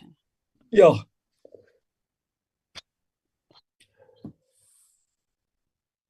Okay, is that it? Yes. Okay, so we overviewed all policy issues. I want to end on this note. I know it's a Friday. I know we're going to election campaign, all of us, not least the chairperson, but I want to tell you this. You see, chairs are driven. We're appointed to get things done. Ordinary members are not. So I want to thank all of you, particularly the opposition parties. Never mind our differences. The fact of the matter is this is a multi-party democracy. We can have some robust discussions. But at the end of the day, we are colleagues in a multi-party committee, in a multi-party parliament, and we have more in common than we might appear to have in a discussion like we've had. So I want to say to Fanny in particular, because he's one person and he serves on so many committees. He missed the General Laws Amendment. He had to go to the General Laws Amendment Bill yesterday morning hearings. I forgot about that, Fanny. And Zuki also had to go there. And yet he's always here. When I rang him, immediately it's Friday afternoon, no, we have to get the work done. So I'm very grateful to you in particular, because you're a one-man show, as it were, serving on so many committees. But also, to be fair, Simon Moletsane is very cooperative, but especially cooperative is Dennis. You ring him, he says, okay, look, I'm flying at this time. You can juggle it around. Okay, let's do it then, and so on. Very cooperative. We are fully aware that two of the committees, probably three, in this, two of the parties, probably three. Well, two are definitely, but I don't know what the EFF will do. Sometimes they abstain. Maybe they'll say it's not gone far enough. Two of you will absolutely oppose this bill, but we value your participation. And so it is that I take this opportunity of thanking you very, very much. Next week is a horrendous week because, this is the issue. I've reached a stage now, colleagues, where we can discuss amongst the leaders of the parties. I have spoken to them on Monday, or was it Tuesday afternoon? We have now begun to say, I think two parties, maybe even a third one, agree that, look, we have, to use my words, created a momentum. The bill is where it is. We can't leave it hanging in the air. So there's every possibility we will vote on it. But there's certainly going to be a reference to the stakeholders. So if all goes well, we're sitting for 4 hours, please, 9 o'clock now till 1 o'clock. Please note 9 o'clock. In Kululeko, when you send the notes out, make it in red or something, or underline it or put 9 o'clock, underline the 9 to 13 or that's 4 hours. Then on Thursday, another 3 hours, and Friday, 3 hours. Might spill over. But I think by Friday afternoon, all goes well. We will have a bill that we voted on informally. The only thing that will be outstanding is to give it to the stakeholders, and our parliament has to handle it. It's our bill, not Treasury's. We must send it out the same day if possible, that evening, so that by Monday morning we get comments, and by Tuesday the 7th, we look at the bill and vote on it. So I think it's doable, but who knows, something insuperable, as I keep saying, that means insurmountable, that means impossible, that we didn't foresee happens, and we have to stop the process. We're not going to sacrifice our integrity. We're not going to sacrifice our constitutionally and rule-defined and legislative-defined role, no. But it seems looking very positive. That's mainly because of the opposition party's cooperation, because you're under much more stress than we are. We have the numbers. So I'm especially grateful to you, colleagues. Thank you very much. And we shall see you on Tuesday at 9 o'clock. Please notice. Thank you. And thank you to Treasury. You've been working very hard. I've been dealing offline with you too. And I must say, colleagues, they've been working very, very hard. And there's an enormous amount of work. We get the documents. We don't take into account that people are sitting up till 3 in the morning and engaging. And the legal drafter gets dumped with having to get everything right. So, good. We're moving forward. I thank you, Willie, and thank you, MP, and whoever else is here from National Treasury. We shall see you on Tuesday at 9. Thank you. You will, colleagues. Bye-bye. Thank you.